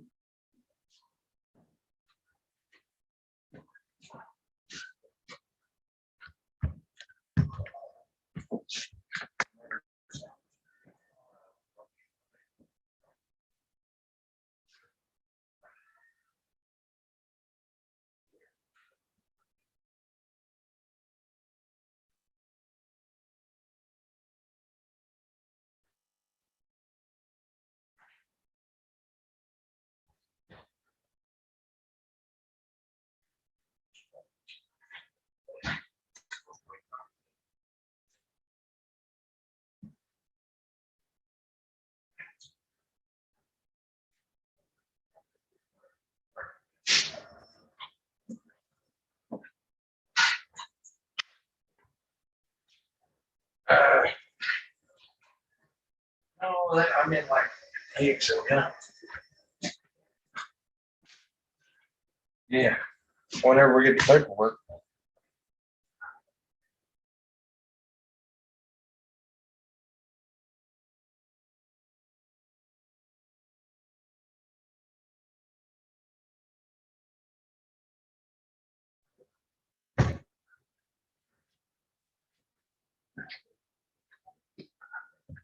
I just said, just let you know, just right here, where that comes from. Oh, I am so sorry. Yeah, he's supposed to stay in here until orientation. Yes, okay, we're back on the record now. The Commonwealth, okay. The clerk will come back over. We'll soon be on the record then. He's getting that for orientation. Just push that button. Okay, Okay, we're here now on 23 CR 0017, Commonwealth of Kentucky versus Bobby Hicks. Mr. Hicks, you're here for sentencing. Now, we've sent the pre-sentence investigation report down to the Clinton County Correctional Institution and your lawyers there. Did he go over the portion of it about the sentencing with you? Yes. Okay. Okay, Counselor, is there any reason this gentleman should not be sentenced today? No, Your Honor. Okay. Upon a plea to wanton endangerment first degree, he shall receive a sentence of 5 years, probated for 5 years, supervised. The defendant shall have no contact with the victim or the victim's immediate family. Upon the entry of the plea, serve 65 days. He shall serve an additional 28 days for a total of 93. How many days has he served now? Judge, I think that would have, I don't know that the days correct, or the days would be accurate according to that plea. It says the defendant shall be released from incarceration on final sentencing on June the 8th. So I'm going to do that. Yeah, we had it calculated 93 based on his time in jail. Okay, We so went in. it'll be released today. Yes. Now, you need to make arrangements to, can y'all go down and meet him down at probation and parole before I let him out today? Okay, well, Mr. Hicks, the probation and parole are gonna come down there and meet with you. You're supposed to be supervised. And before we let you out today, they're gonna come down and do an intake thing with you, okay? And then Okay. we'll let you out. Now, don't let everybody down now. I won't. Okay, well, It's a long haul, what are the court costs this thing? Court costs are $155. I'm gonna let you pay that monthly. First pay will be $30, 30 days from today, and $30 every month, so you pay the $155, okay? Okay. Probation parole will be down there, and so, okay, well, that concludes our business. There, Mr. Pennington, you are by far the best dressed person in the Clinton County Jail today. Congratulations. Okay, y'all have a great day, and that concludes this. You too. Morning. I guess say what now? $30 a month on court costs. Okay, notice what they didn't say. Jury, community service? No.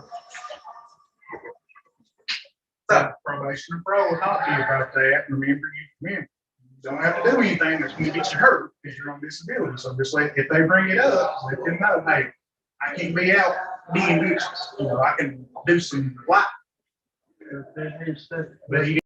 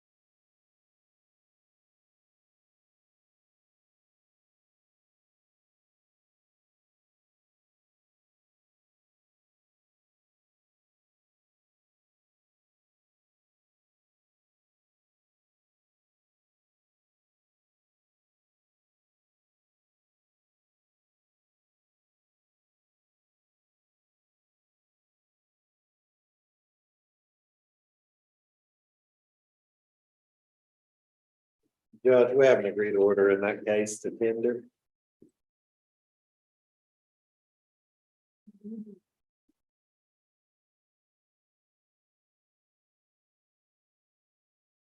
Pays how much money? We pay seven, no, that's fine. Right there. Okay, so 750. Yeah, he brought in some today, Judge, so I should say 750, Judge.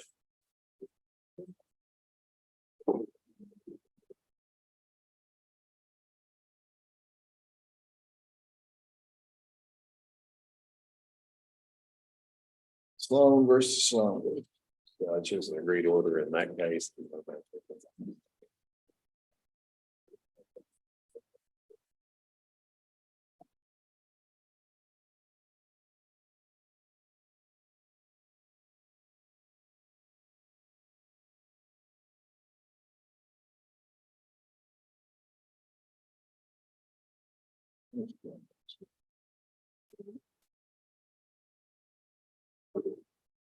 Low versus low.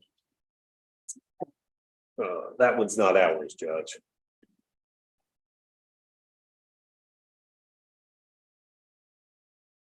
Whose is it? Sure, it's not a child support case. Made its way. Made its way in there. Yeah. Motion for show cause filed by the county attorney. We're not familiar. Yeah, I'm sure. 13 CI 00105. You don't think this is artificial intelligence? It could be, it could be artificial intelligence, Judge. Lawhorn versus Lawhorn. Judge, we have an agreed order in that case.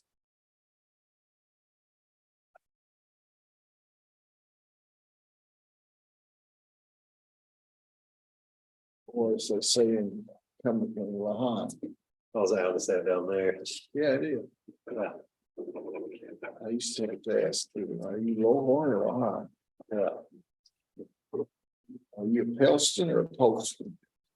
Yeah. Most of Same thing. Yeah. Clinton County Child Support versus Jones. Having an order in that, Judge.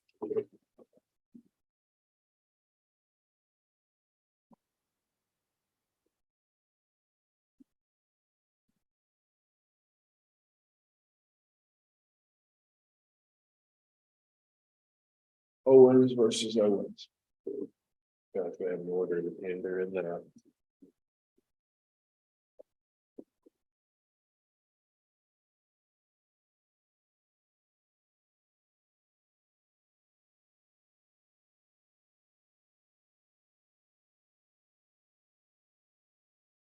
Smith versus Bilby. Judge, in this case, this is an arrears only, and the non-custodial parents ordered to pay $100 a month, and we're asking that $250 be paid by July the 12th.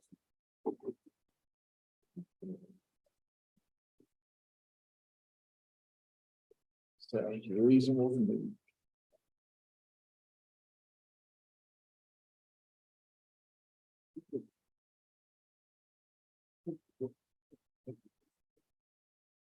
Bird versus Bird. Judge, we're passing that to July the 13th at 1 p.m. Manus versus Manus. Judge, we have an order to tender in that case.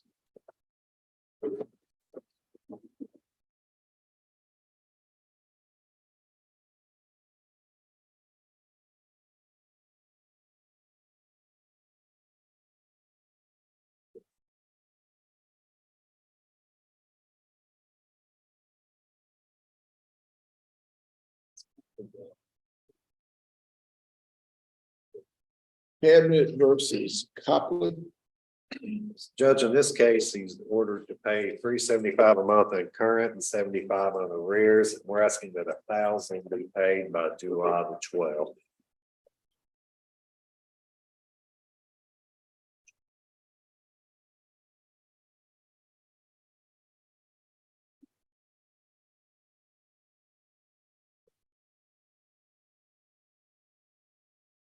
Cabot versus Hennings. Judge, in this case, the non-custodial parent is ordered to pay $299 a month in current, 60 on arrears. And we're asking 1,000 be paid by July 12th.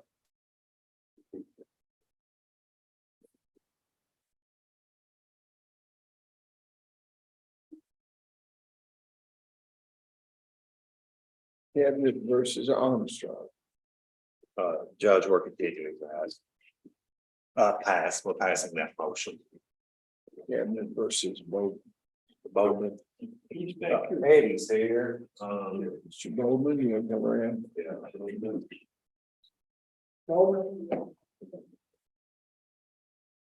Judge, on this one, we have an order of dismiss based upon the parental test, so the case against Mr. Bowman be dismissed based upon the DNA test.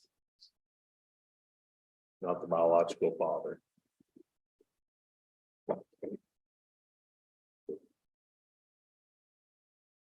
How old is the child?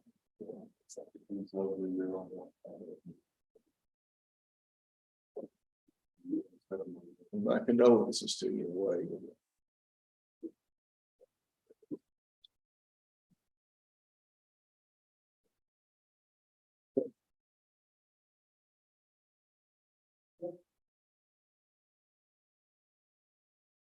Davis. Judge, in this is a motion for default judgment.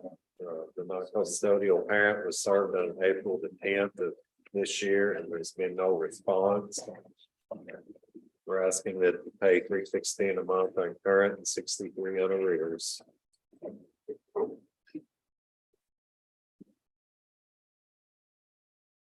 Clinton County resident. Yes. With the odd that somebody doesn't respond in some way. Yeah.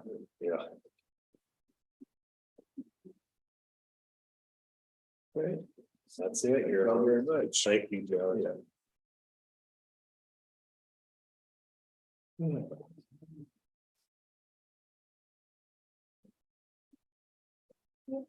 We're ready for the DVO docket. The DVO docket. Polson versus Polson.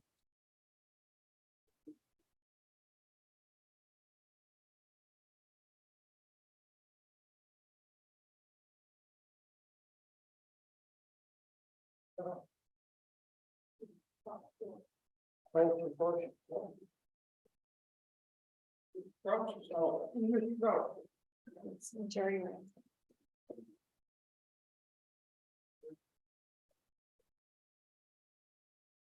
We're trying to get the problem to resolve. We've had a good session and you'll bear with us. I will bear with you. Thank you. Mr. Ross here. Brewer versus On deck. Brewer.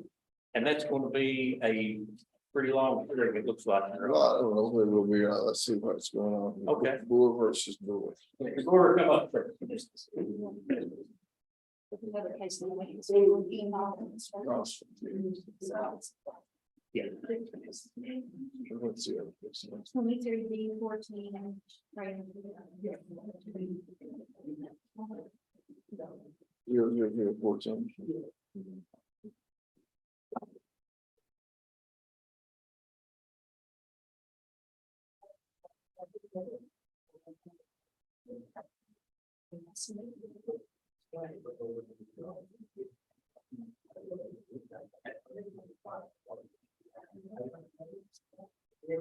That's what we're considering.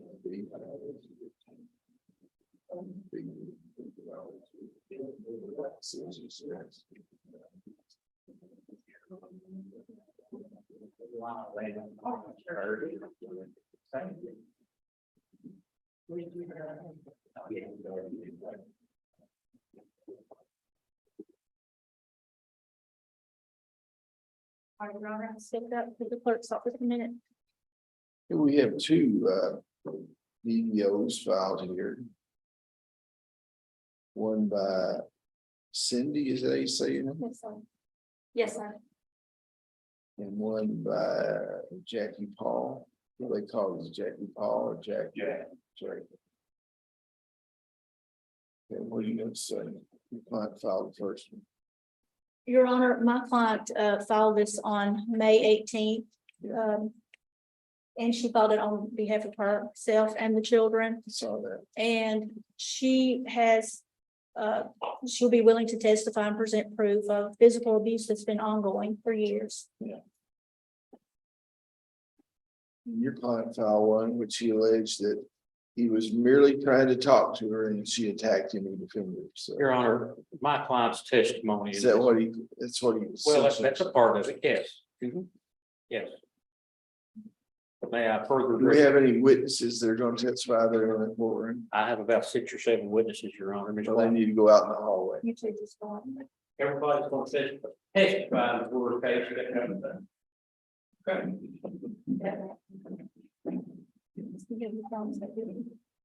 I was citing on your mom. Yeah, she needs to be there.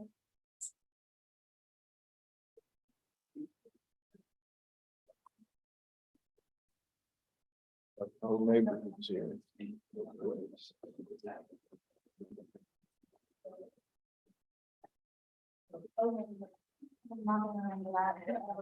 What is this? You need to know 01.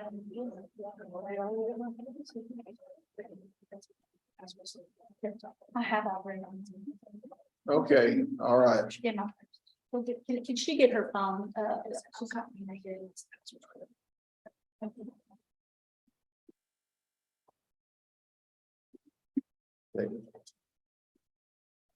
How many children are involved?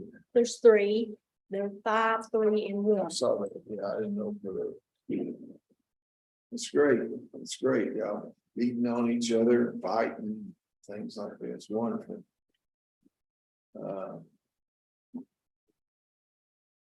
I'll hear the testimony, but facially, your petition didn't have much credibility with me. You know, if anything she says is true about your past activities, where you beating her and stuff like that, I don't know. I'll set you a testimony about it. How long do you think this will take? 30 minutes, 45 minutes, an hour? I don't know, Your Honor.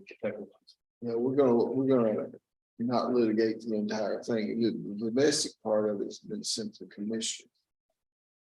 Your Honor, what we have proposed is parties try to enter into an agreement for a temporary mutual restraining order and give them both contact with the kids with no violent contact. And the divorce is going to be litigated over custody with the commissioner.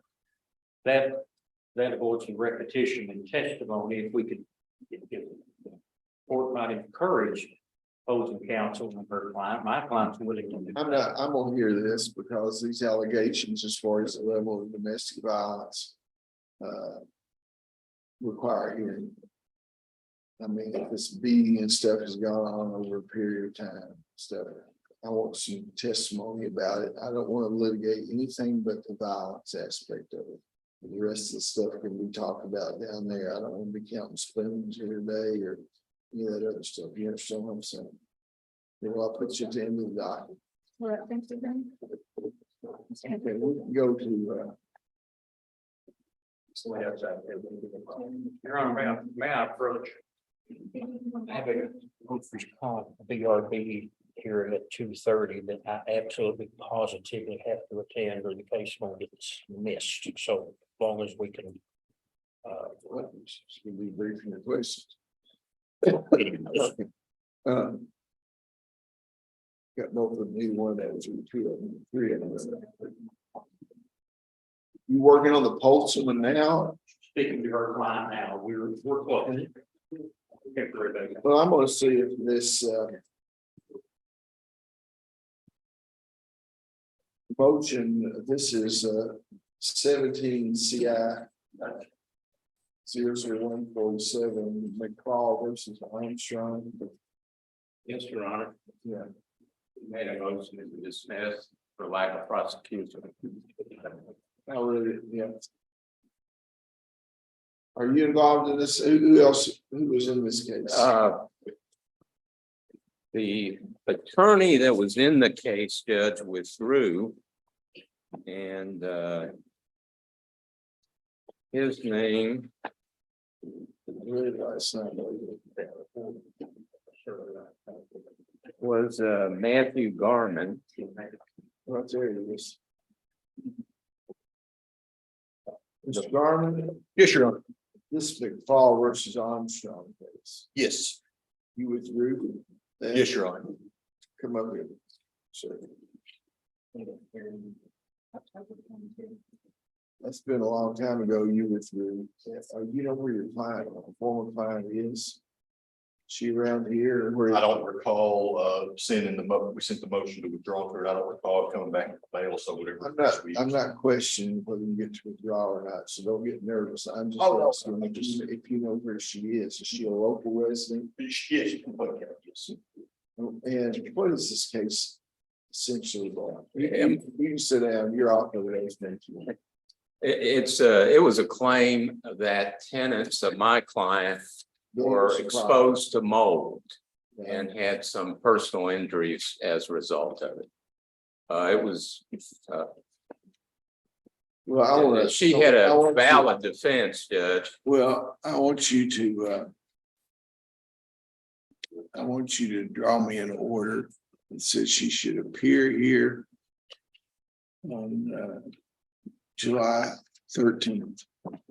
The show cause by this case should not be dismissed for failure to prosecute. She should be here with counsel to show why this case should not be dismissed. Okay. Should I send the copy to your office? Is that the way you prefer it, Judge, or? Okay. I don't know, these things don't have to be e-filed yet at all. Yes, that's the reason I was asking, Mr. Garman, if you need an address there, I guess. I sent a copy to the address that we had. Was it a local address? It was, no, sir, it was not. Oh, yes, it was. Olympus Drive in Albany. You know where that is? 703 Olympus Drive. Emily McFall. Yeah. Is that in the city? You know where that is? I guess we can Google it or something to find out where it is. I'd like to do a little research, see if you can find it. Something. You don't have to do much because it's not your responsibility, but it'd be good if we made sure. I'd like to be able to. Yes, sir. I'll Thank you very much. I'll tend to the order. Thank you, Judge. Cody Thomas Mitchell versus Samantha Lee Mitchell.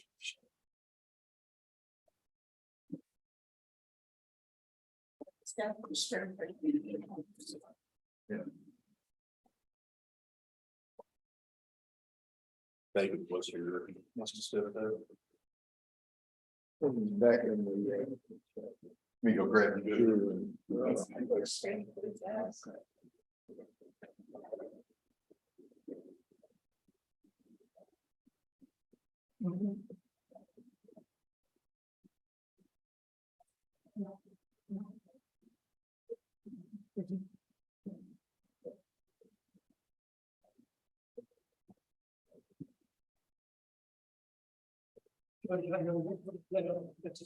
Hey, Larry, your pictures out by. You had it come in. Oh, you told me, Mr. Spring Creek, that's what she's in. If you might direct this attorney here to call somebody that might know that neighborhood and see if that woman's still living down there. That address. Be good, just give them information. You don't have to do a whole lot. Don't do a whole lot. Come on. Let's not be money left in it. Okay, Cody Thomas Mitchell versus Samantha Lee Mitchell. Your Honor, may it please the court, we were scheduled for a hearing on November 2nd before the DRC last year. At the last minute, the morning of the hearing, Mr. Garman raised the issue of basically full faith and credit. Would Tennessee recognize anything? We need to call the judge. In the reciprocal act. Yeah, and so at that point in time, we requested that the court make a determination. Where's your client? Judge, I talked to my client, she had planned to go on vacation this week, she's in Myrtle Beach right now. This was a couple of weeks ago, she already has. How many children involved? There's 2 children. She got the children with her. But yes, When did you send this notice out?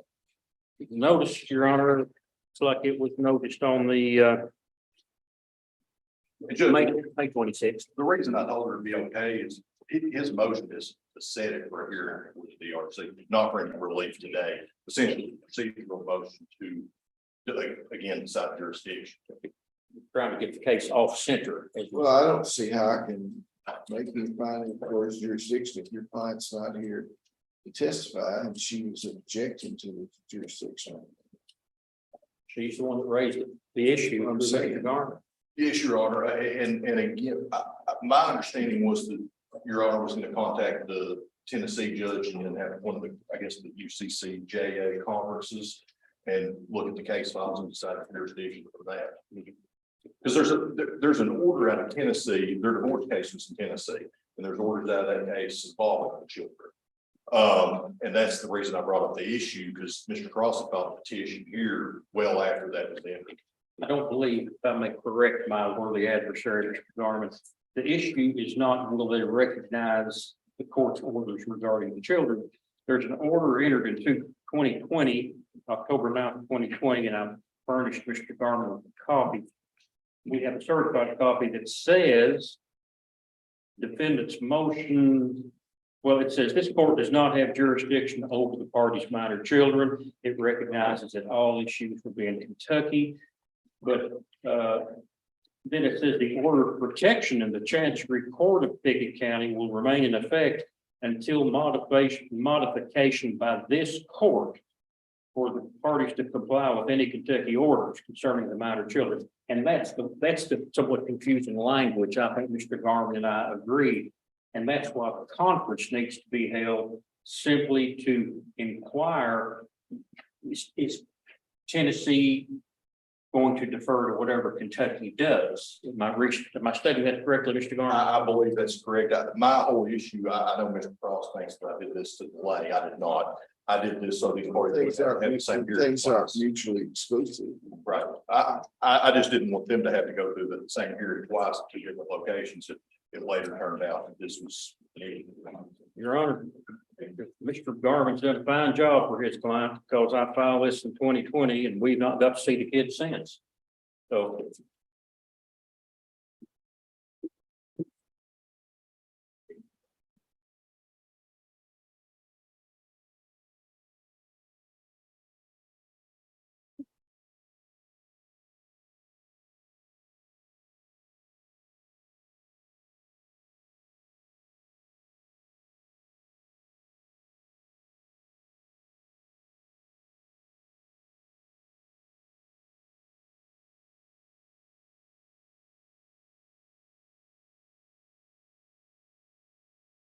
You have a copy of the Chancery Court order in the county for its order of protection.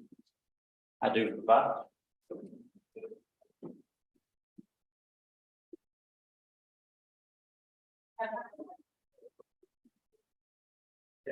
May take me a moment to find it, Your Honor. I've got a moment. He's doing better than me. I'm going to place my file after my. I have done the same thing recently, that's all.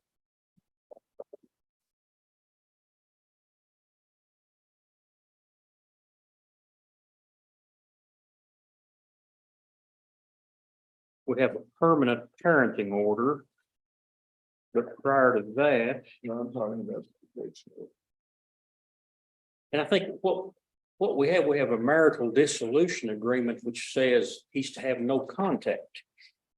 Let me see if I can find the petition itself.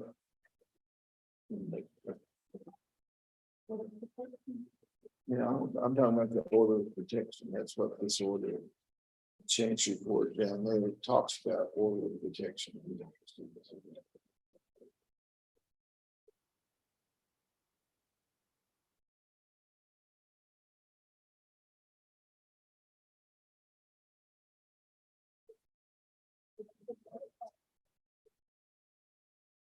So, put it on the pilot order, that's how I have the decision. I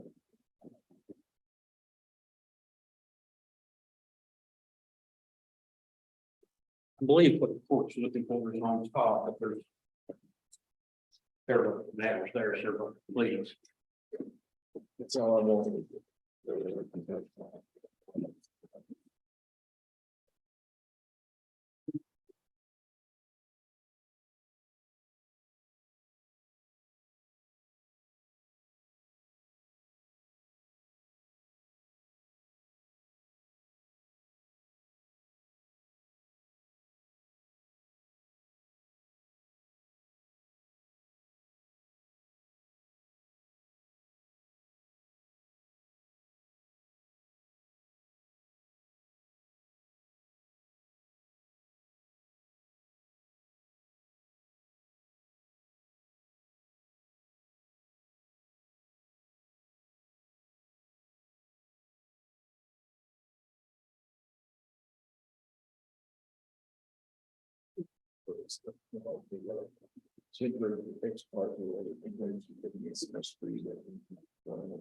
This is the edge part. I guess so.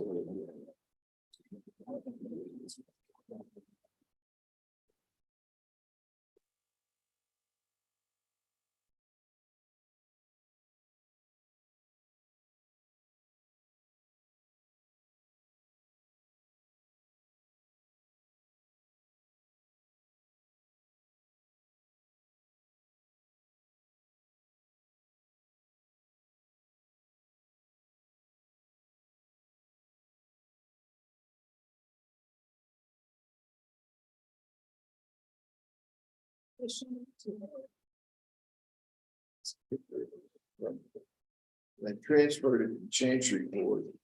Where? From Sessions to Chancery. Yeah. Chancery still has it. Chancery still has it.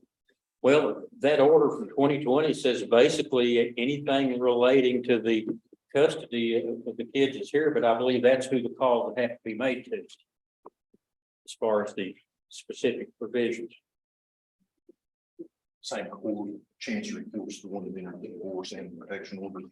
It started from Sessions Court and then it went on. And I don't know. The temporary order was issued by Sessions and they transferred it to Chancery. Now Chancery has entered this order saying that that they don't have jurisdiction. This court does not have jurisdiction over the parties' minor children. All issues concerning care, custody and support are subject to jurisdiction of their home state of Kentucky. It's pretty plain. Well, The defendant's motion petition temporarily modify child support and establish parenting time in the future is reserved. The order of protection of the Chancery Court of Pickett County docket number 433 will remain in effect as to the petitioner and responding to modification of this court for the parties to comply with any orders. You can take court orders concerning the amount of children, so there's no issue, there's no reason to have them talk between the judges. What this judge says is that's going to stay in place. And if for some reason that I decide that we don't have jurisdiction over the children, that he'll make some decisions to modify his order then, but otherwise he's going to follow whatever Kentucky court says. Now, can you read it any other way that you want to review it again? No, you're all right. He gave me a copy. I thought I had the full file from Tennessee. Well, I'm talking about that order. I've not seen. That order is the last order in place, right? There's not been anything since then. No, they're not that I'm aware of. He filed. Okay, what's the issue? What's the issue? Judge, again, this is the first I've seen this order. No, what's the issue about the visitation? He doesn't have it. Well, I mean, what was the visitation supposed to be? None. Judge, he's not. Wait just a second, Mr. Cross. He's had a no contact order with his children for 7 years. He's not seen the kids in 7 years. Okay. And your client wants him to never see him again. Yeah, we filed a termination case. Yes, That didn't go well, then? Your Honor, overall. Yeah, that didn't go well. Okay. Now, what do you suggest to be set up to try to integrate this? You know, bring this man back into his children's life with counsel, whatever it takes to do that. Has your client seen these children at all in 7 years? No, his parents did until 3 years ago. about 3 years ago. And then all, There are two children, yes. a little boy and a little girl, or two boys. Right. Now, my client has excellent family support, and there's a lot of ways to transition something very carefully if we can do that. Well, I'm gonna send this entire matter to the commissioner. Because I'm ruling that we have jurisdiction over, so that's the only issue that was separate. Yes. That's correct. Judge. Okay, so we'll send the whole thing, as one of you suggested, we better have all these issues. And then he can make his findings and do exceptions, but I will tell you this right now. I don't know why. The order was entered, or why there was no contact, or why that sort of thing. You can bring all that up in front of the commission. But I will tell you, your client needs to get ready to make those children available in some way for this man to have some contact with them. You know that. I know that. You need to not, I'm not saying you would raise expectations if that won't happen. You just tell them the judge told you that will happen in some way, unless there's some overwhelming evidence that he's in danger or unfit or that sort of stuff. If that's, I'll change my attitude about it. But he's going to get some visitation, and maybe I can't think of anything worse than to keep these children away from their father and his forever, and them not even know that he cares or tries to see them. That's, I mean, very damaging to children, as we all know. So we schedule hearing all this with the commissioner in between now and then. If you think that a mediation would help, that might be what we need to do on this thing, is do a mediation. We'd be happy to enter into mediation. Judge, I mean, I'm certain my client wouldn't have an objection. Well, once you find out, we might be able to save these people from, as they used to say in Monroe County, from further slurring each other. That won't help if they have a hearing back there and they start slurring each other again, saying bad things about each other. Probably not going to facilitate any kind of thing. It's been a long time. So y'all get together, if your client will agree to mediation, I'll sign a mediation order, and we get it mediated quicker than we can get it resolved by the commission. Judge, I'll contact her and email Megan and Mr. Cross and let you all know what you agree with that. Send me an agreed order if you can agree with that. And I'll send you an order in regard to specific. Justice Minton is doing these things again. So he might be interested in something. Okay, Thank you, Judge. That's all I have. I may be excused. Thank you. You know, somebody, you want me to file this order here that somebody gave me a sealed copy of? Your copy, you gave me a sealed copy, you want to place in the record? Have this marked collectively as an exhibit to this hearing. Okay.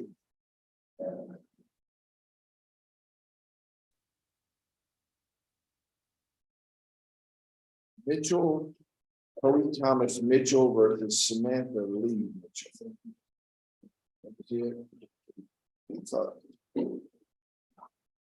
Fairfield Subdivision Limited versus Mary Flowers and others. Mr. Pointers, I believe that was your motion.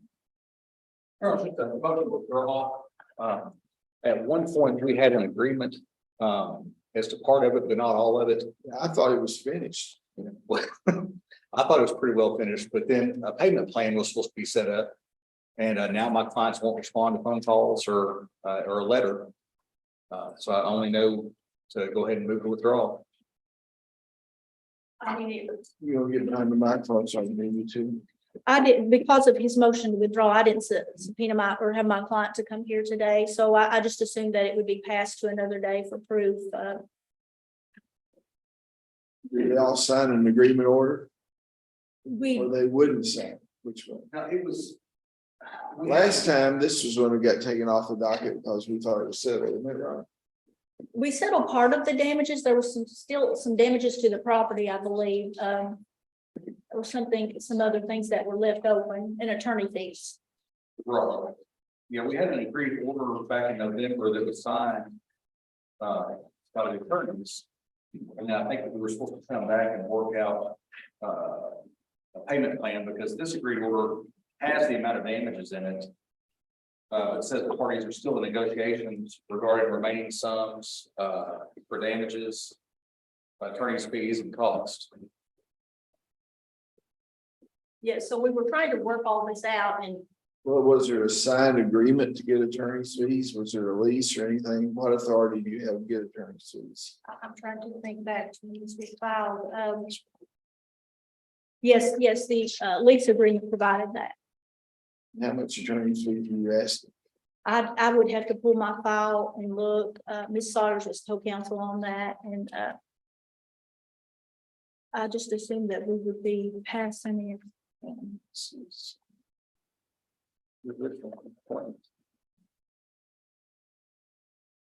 You know, Mr. Poindexter, you know where your clients live. One of them is active duty Navy, and I believe he is in Japan or Korea now. Mary Hall lives here and works, I think, at Tyson. And then the other codependent, which was her boyfriend, I believe lives in Clinton County, but I don't know right off anything about him. Christopher Courtney. Well, the Sailor and Soldiers Act kind of keep me doing much to him, wasn't it? Right, yes, sir. Just saying. Yeah, he was served at one time by warning order attorney, and then Mr. Poindexter was hired and Right. brought him before the court.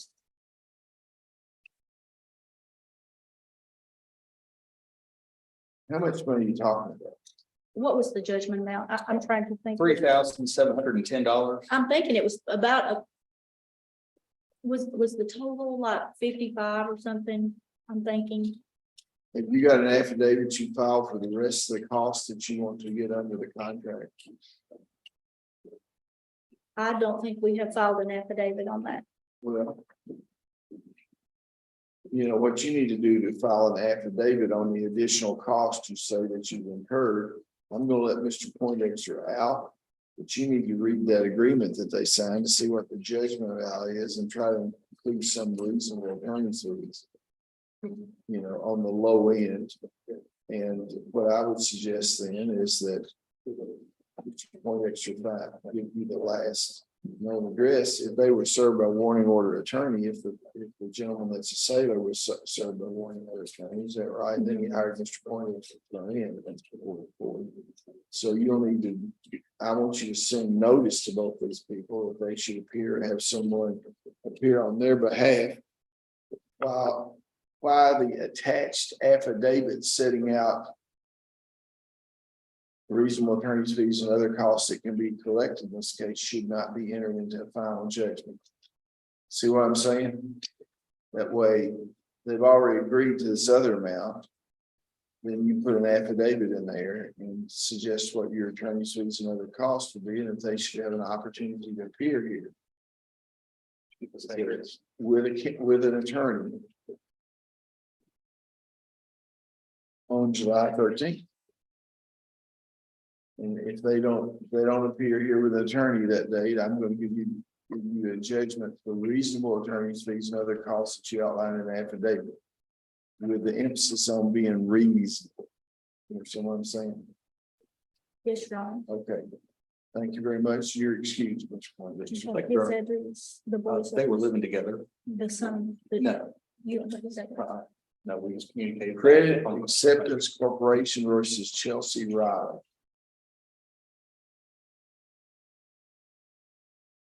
It's a motion for default judgment that I looked at last night, and we'll take in our submission and review. And then Boer versus Boer, this was the other case. And they've all been sitting down, the commissioner with the EPO and the two EPOs. Are they working on that? We're going to post them. We can make an announcement and post them. Okay, come on up.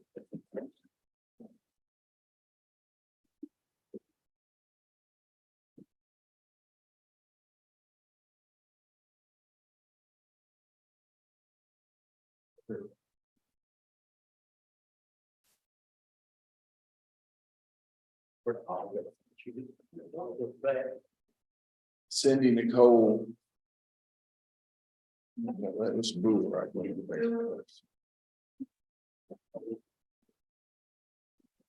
Two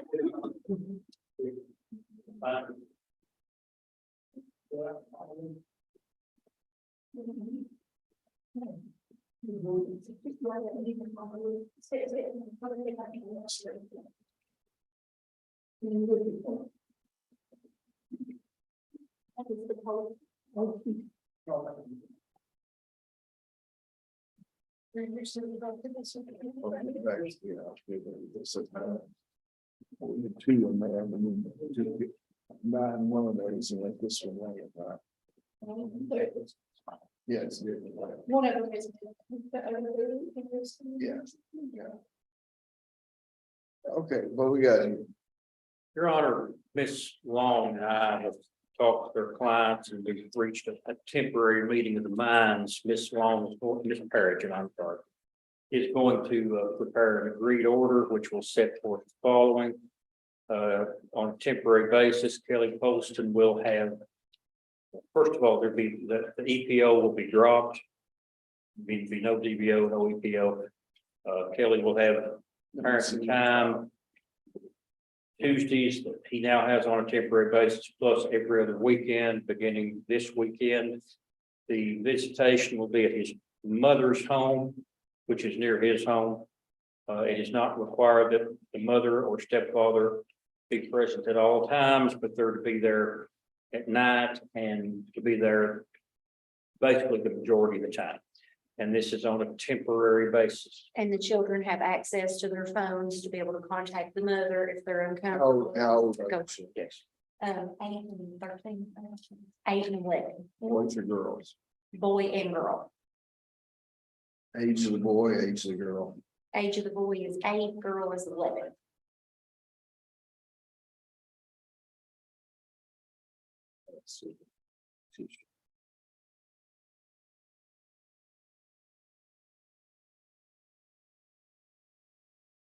And has there been more than one order of protection sign? This is a third, that's a third. Right, really? It's.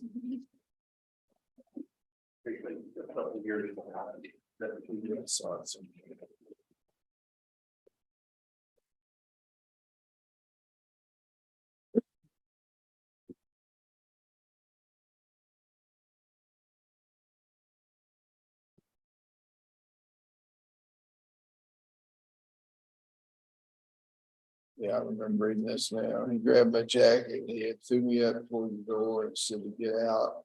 Me and the kids, when I stood up, he hit me in the face, open handed.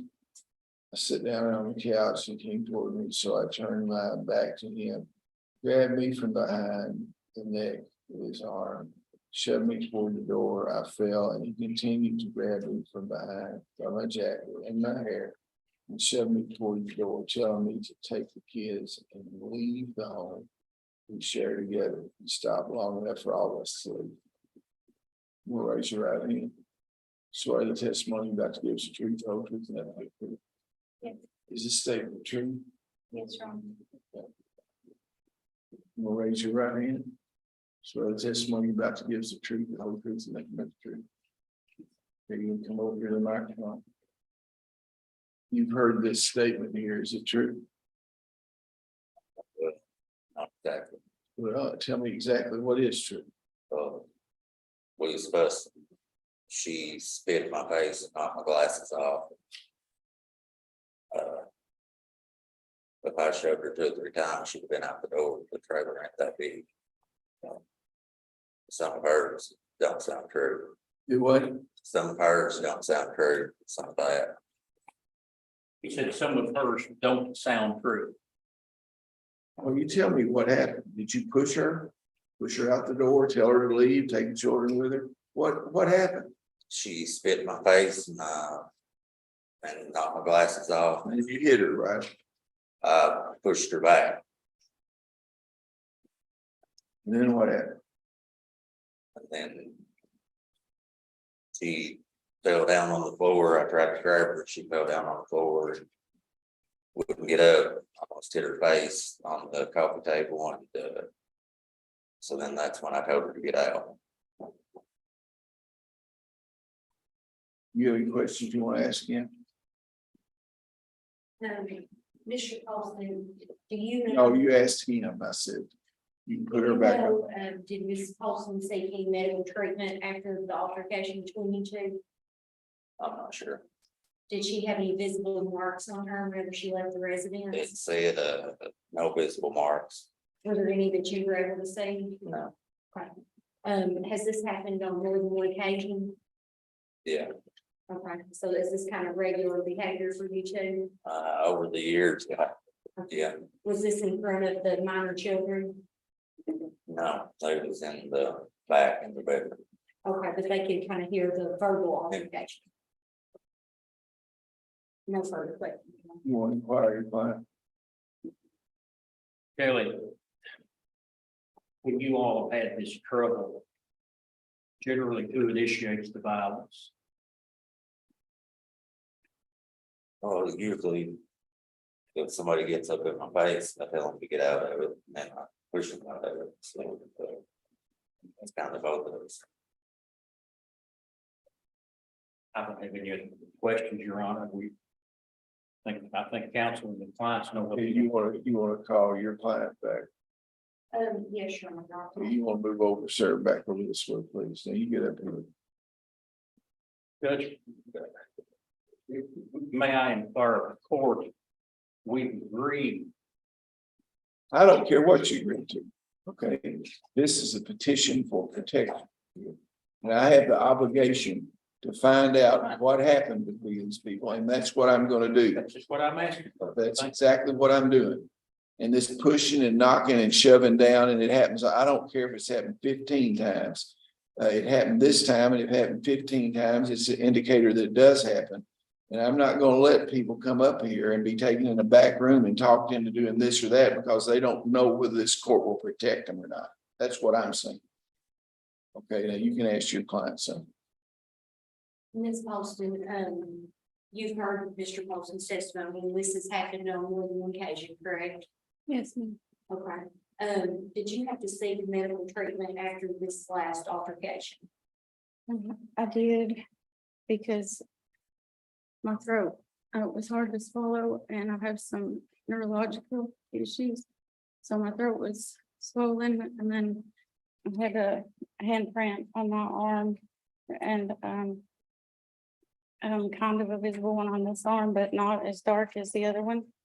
And then there was some swelling under my jaw, where he had put his arm around me, and I do have a medical statement that tells that. Were you in fear for your safety or for your children's safety while you were home with Mr. Poston? Yes, I was. You can inquire. Ms. Poston, it's fair to say that you and Kelly have fought off and on for several years. Yes, we've had a lot of difficulty with, he's had some anger issues, which I wanted to get like counseling, and I thought maybe we could do that. I stayed with him because we were married, and I thought maybe that God would heal our marriage. And I wanted to get counseling, and I asked him to go to church with me. And then there were times when like I would become agitated because he lied a lot. He went with other women, and he did things behind my back that were inappropriate that I didn't want around my children. So I would become agitated naturally, but I didn't try to, start anything physical or anything, and his anger would get the best of him, and then he would become physical.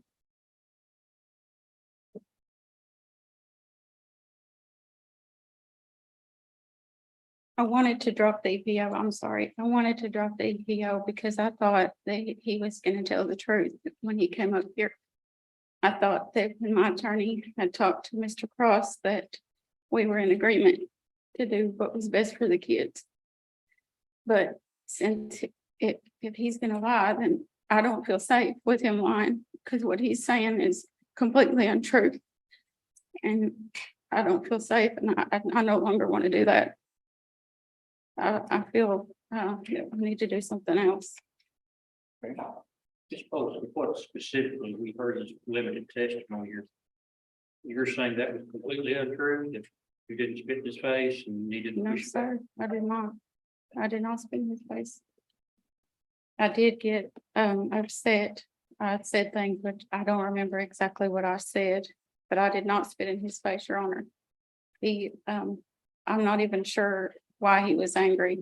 He had gotten laid off from his job, so there was like, he had some agitation a few days, prior, leading up to that, and I had my grandson there, and the baby was up in the night because he's a baby. So I think maybe His Kelly. grandson is not his grandchild, is that right? That's right. It's by a previous relationship. You had a Yes. Yes, daughter Your or son before you met him. Yes, Your Honor. Okay, and how many children y'all have together? 2, And how many other children you have? 1. And you think, from the citation I was reading, you think that the crying or whatever from the grandchild that was there triggered him in some way? He tried to get you to leave the house. Maybe. I'm not really sure.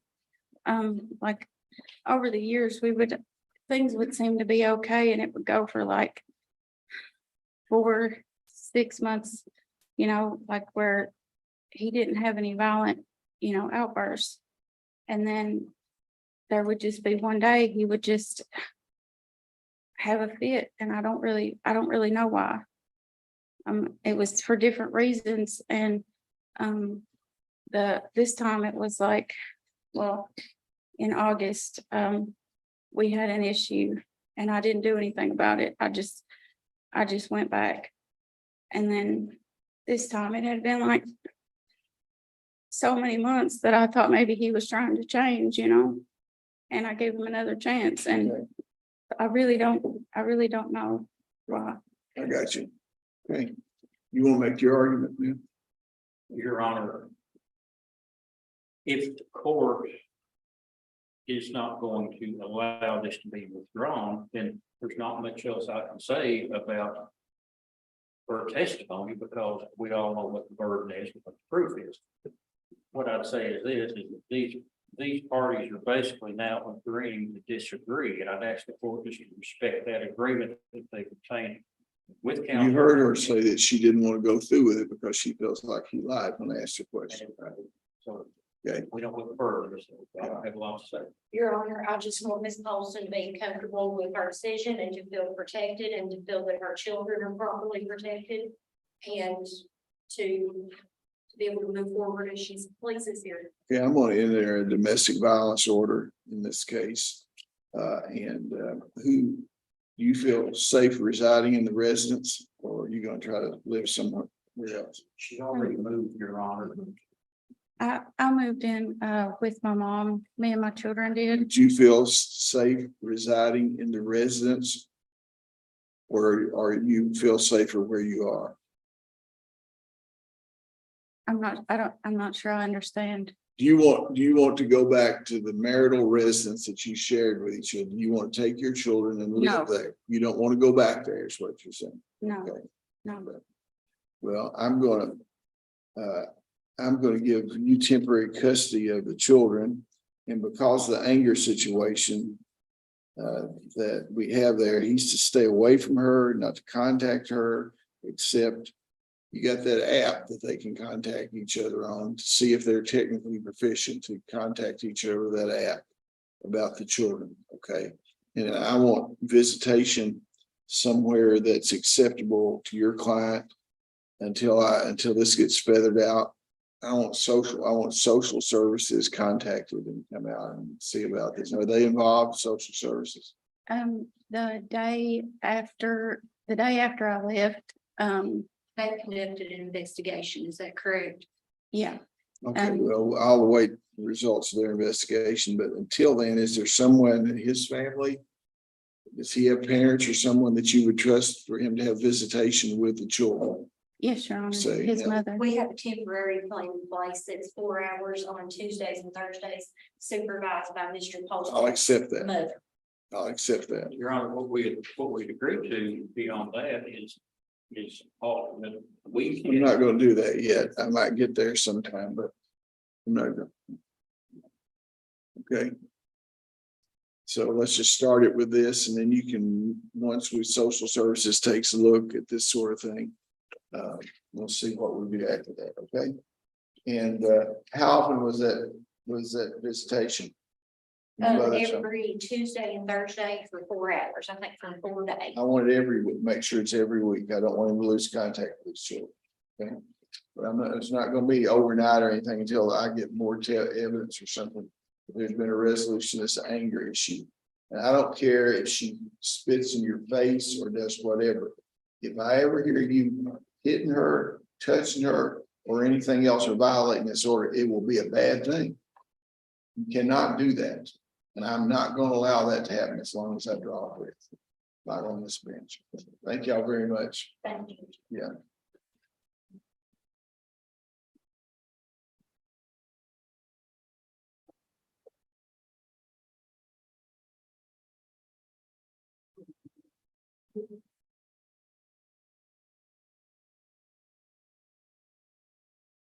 Hey, what else do we have?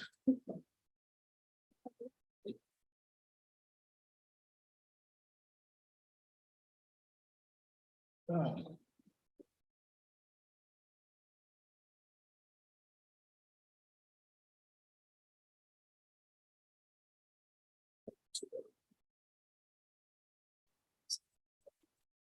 Lost me out here this.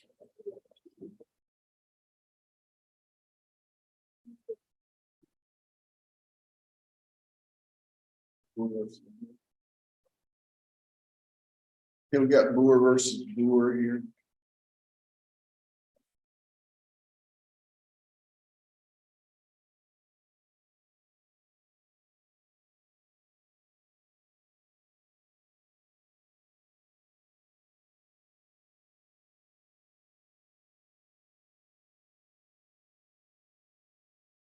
Now we have cross petitions here, correct? Correct, John. Okay, I'll hear yours first. And then I'll hear yours after that.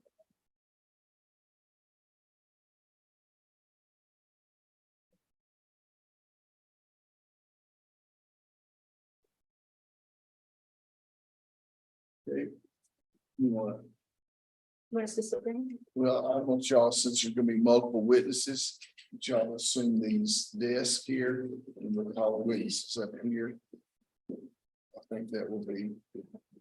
This is 23D0013-01 and 23D0000.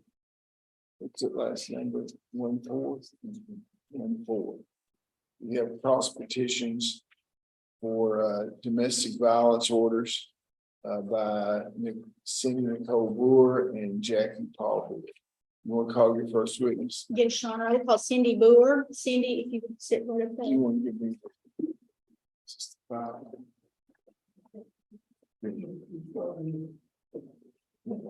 Please, let me raise your right hand. Swear the testimony you're about to give some truth, the whole truth, and nothing but the truth. So just have a seat.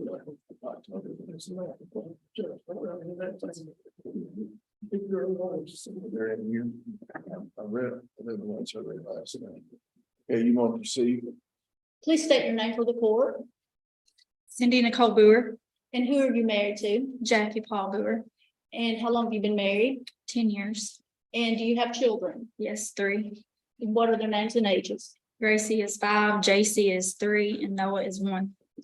And you filed a petition for domestic violence on May 18th of this year. Can you tell the court what led up to this, bringing this domestic violence? Yes, my husband come home from work angry. He wanted the TV remote control. My kid couldn't find it. Gracie, he threatened to burn her blanket, which is her security blanket. He went and got a lighter, an orange lighter. He got the blanket. He took it outside and stood right in front of our Blink camera system. And he acted like he was going to burn it. My 5-year-old come running outside screaming and hollering, crying. No, daddy, please don't. No, daddy, no, no, no, screaming. I have the proof. What kind of proof do you have? A video. You have it with you? Yes, sir. And I was gonna ask her to show that to the court. You want her just to do that now? It's a, Well, you can go ahead, when she said proof, go ahead and finish, then we'll see it. okay, go ahead and continue with your recital of the events that took place when he's The whole- holding the blanket. Start right Okay, there. so the blanket, he was, my daughter Gracie come out the door and was screaming and hollering. I was on the outside of the trailer looking for the remote control because I don't know why it would be outside, but anyway, we have 3 kids, so anything's possible.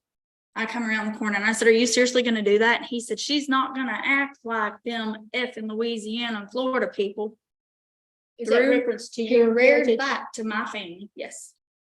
And I told him not to bring my family up in this. He reared back and threw the lighter at me and it hit my right arm. I How went close were inside. you, how close were you from him when he threw the line? Probably from me to where he's at. Okay, It's just over the porch where the pool is and at. how hard did he throw He threw it really hard. It left a mark on my arm. it? And What that happened? is also in the pictures. Okay. And what happened after that? I went inside. I knew I had a bag packed in my son's closet. So it's a diaper bag. And I went in there and I grabbed some of the clothes out of his bag. And I started into my daughter's room to get get the girls' stuff to put in the diaper bag. And he comes through the hallway saying, where do you think you're going? And I told him I was done. I was getting out of here. Me and my kids deserved better. And he said, you're not going nothing nowhere. You're not taking my kids nowhere. And I was How like, yeah, far was, how I far am. was he from you? He was like in a doorway with me. And so I got out, went into the girls' room, which is the next room over. There is a safe, a gun safe, and then there is a door for my kids' bedroom and then the bathroom door.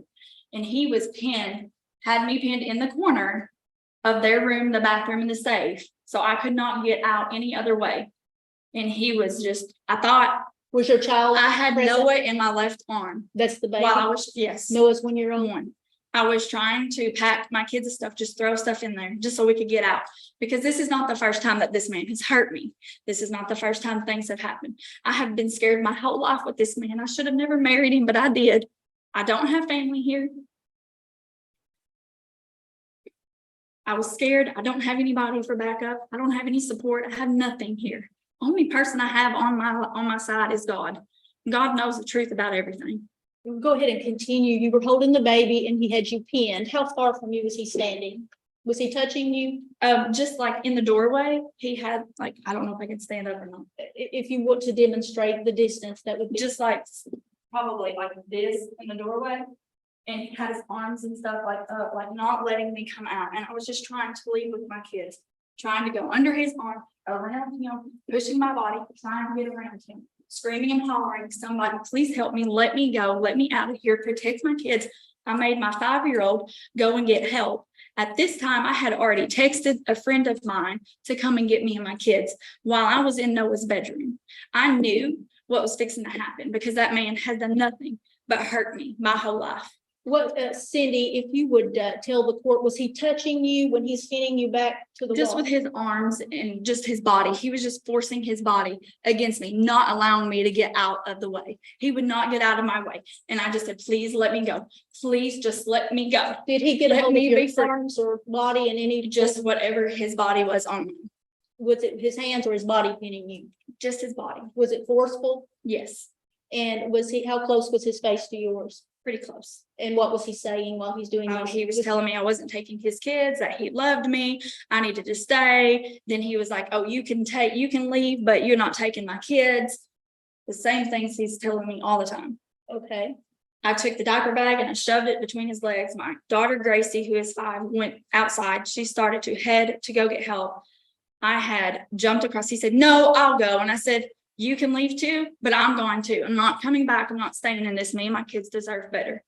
You can hear all of the screaming, all the crying.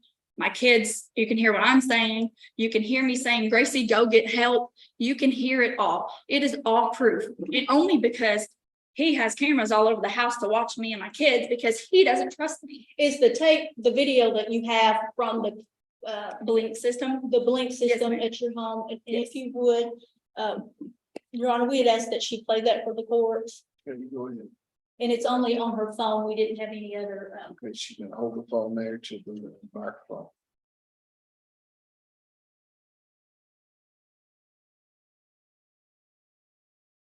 There's 3 videos, sir. I'm not sure which some of these.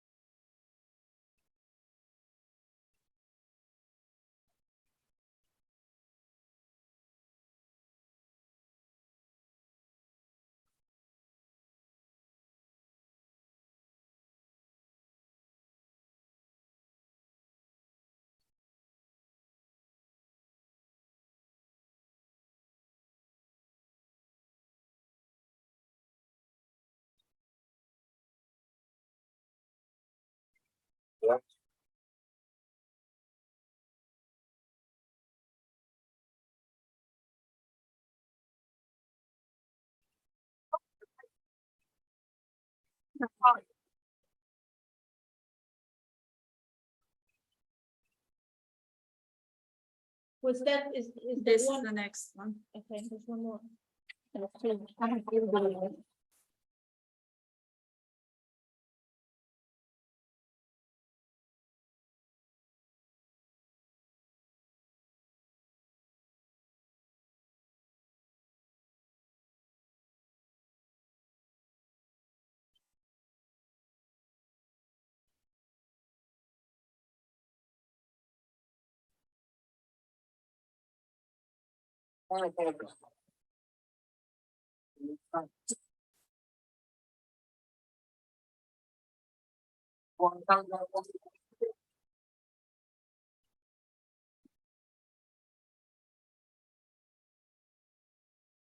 That one, where is the- That's my father name.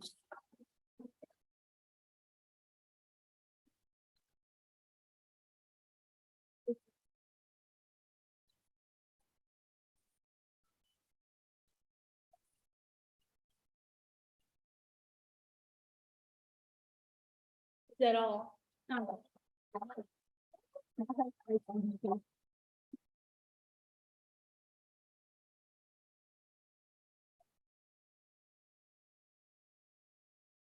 Next video is the rest of it. Was that last one, if you could talk about that. Yes, Was the last one, some reference to holding the baby's blanket it was, and I can pull it up and with show it the to you. lighter under it? Was that when, where the baby was screaming, Yes, or the little girl? that's Gracie. It Gracie. was her blanket. Okay, go ahead, I'm sorry. No, you're good.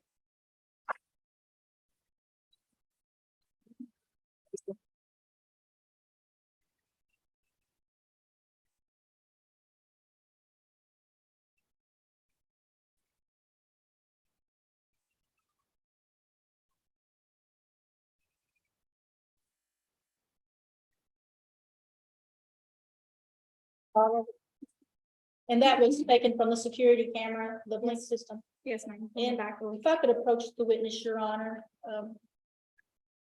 Mr. Goshen, I said he-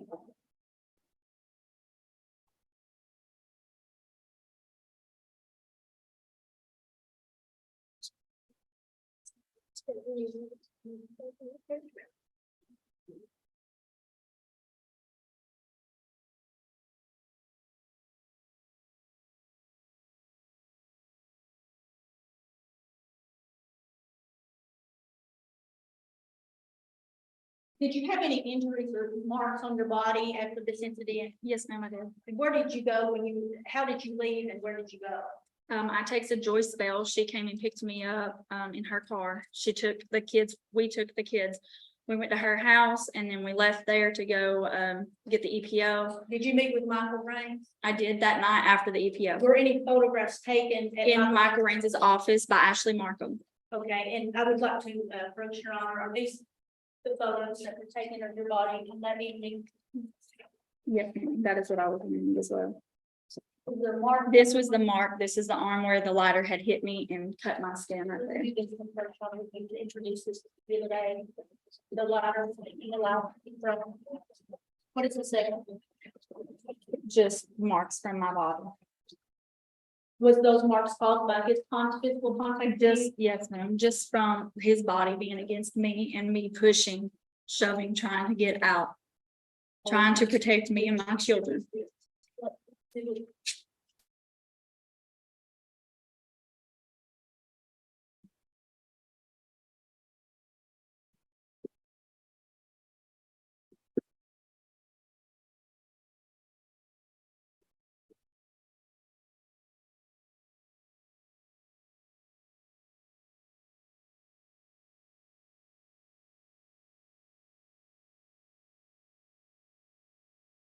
No objection.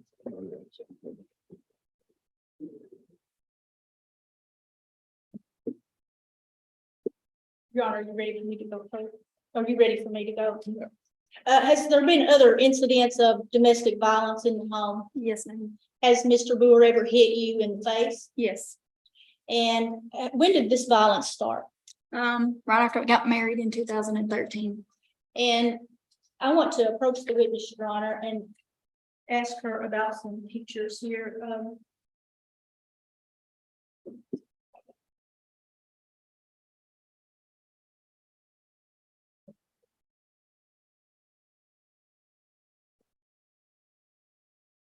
Do you have copies of records while I was looking at that text that you sent your Yes, ma'am. aunt? I do. And with those, Proof, dates, times, also from memories. So yes, absolutely. and did those texts include pictures of bruises on you and the child? Yes, ma'am. Yes, sir. If I may approach, Your Honor. I would like to ask you about these photographs right here. First of all, let's talk about this one. It's the Well, duplicate. this is not going too well as far as me seeing evidence or anything. You're presenting her stuff there. We've got a camera over there, so Mr. Cross can't see what you're asking. This one and that one point there, you can't see what you're doing either. So we've got to have to use this Elmo. It's okay. I know what they're from. I don't think it's a double. It's a good day to learn. Where do I put this? Oh, yeah. I don't have it.